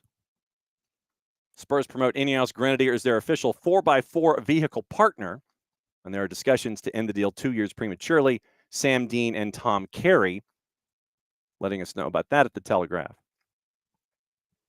Let's see if there's anything else that I have missed really quickly, because once again, in about 15 minutes, we'll be back with Soccer's in Session for the first go-round of the year. We mentioned Olivier Giroud and the $500,000 worth of jewelry that was taken from the house. 10 watches. 10 watches. Looks like we're pretty safe with news in a couple of places. 2 papers down, 2 to go. And I know this makes for fantastic television and such. But looking at, let's see, there's that. Wage bill for Arsenal is now up over £100 million. And let's see. I think we got it covered. I think we're there. Sean Dyche is going to receive a 6-figure payment if Everton's survival is secured. So he could get 6 figures even after not managing for most of the season. And Pep Guardiola says we need to be courageous but perfect to go through. So we'll keep an eye on that. So once again, back top of the hour for Soccer's in Session, first time go around. And it will be all the fun stuff. Okay, so Sporting Kansas City in Kansas, not Missouri. It's like I get the two confused. I legitimately do. Kansas City, Kansas City, Missouri. I know St. Louis and Kansas City, we make a big deal of the Freeway Series when the two, when it was Cardinals and Royals. I just remember George Orta and a play at first base. And so Ricky, once again, letting us know, I'm already a subscriber. All right, back off. So it looks like Manchester United, Everton, West Ham, and Bournemouth. Looks like they might be having a preseason tournament in the United States. Yes, thank you, Ricky, for the PL Summer Series. And Auburn and Arkansas tonight. I know the boss might be watching that from home. She is with her mom, and she is down in she is on her way after work today to be down with her mom. So she'll be there for the next couple of days as we go. Abby football and baseball are Missouri. Soccer and racing cars are in Kansas Speedway. Yes, ma'am. All right. So we'll be back in about 50 minutes to go live with Soccer's in session. And we'll find out what's going on around the high school game, catch up with a couple of coaches, give you the scores from last night, get you ready for what's going on tonight. North Gwinnett and Gainesville, Bobby Grunfield City Park, 5:30, 7:30. That's going to be on our Mixlr channel, soccerdownhere.mixlr.com, or you can go to soccerdownhere.net, click on the Listen tab, and when we're live, you'll see what network is live, and you hit click, and you get to listen to games that way. Michael and Ricky giving the boss the appropriate send-off here on the show. And so, yeah, it's something this year because we have SDH and SDH2 going at the same time. So I would download the Mixlr app, MIXLR. Then what you can do is you follow Soccer Down Here in SDH2. So when something's live, you get a notification. Literally, you get an email. Hey, live game on SDH. Hey, live game on SDH2. And then you could do it that way. Or, once again, go to soccerdownhere.net. If you know the start time, go to listen, and then click the tab of the network that's live. And then that way it takes you to our Mixlr channel, and you can go from there. So once again, back here on the network at noon to talk high school soccer. And then 5:30, 7:30, North Gwinnett and Gainesville up at the newly refurbished Bobby Grunfield in City Park. Looking forward to all of that. And back here in less than 24 hours. So it's a little less than 22. Tomorrow, Lucas Panzica, 9:05, efforting other guests. Possibly. We have 2, and we've got to figure out where they're going to fit. And then tomorrow on Friday, it's the free-for-all. We get you ready for the first week of the regular season, go through all the games, all the matchups. Jason will join us at 10:30. And so I think one guest that we're efforting is probably going to be in that 9:30 slot tomorrow. The other guest that we're efforting is probably going to be in the 10 o'clock slot on Friday. So that's where we are. And remember, no Moxie Midtown event Thursday. That has been pushed back to the 3rd Thursday in March to kick off because of weather and positions and things. And so I think we would have had to have been outside, and it would have been like 12 degrees. So we're pushing Moxie Midtown's 3rd Thursday event to our first one will be in March. And then so Wednesday, today, doubleheader in Gainesville. Friday, it is Johnson, Gainesville, and Dalton. Jason and I will be up there for that. He'll do play-by-play. I'll be your host for it. And you'll have an after the whistle. We catch up with both coaches. And then Saturday, guess what? Game day. That's where we are. And thanks again once again for hanging out. Since it is the end of the show, that means I get to do one thing. Mucha plats, y'all, and we get to do this. We're out the door. See you in 45 minutes for high school soccer. Soccer's in session. See you back here at SDHTM, SDH AM, in a little less than 22.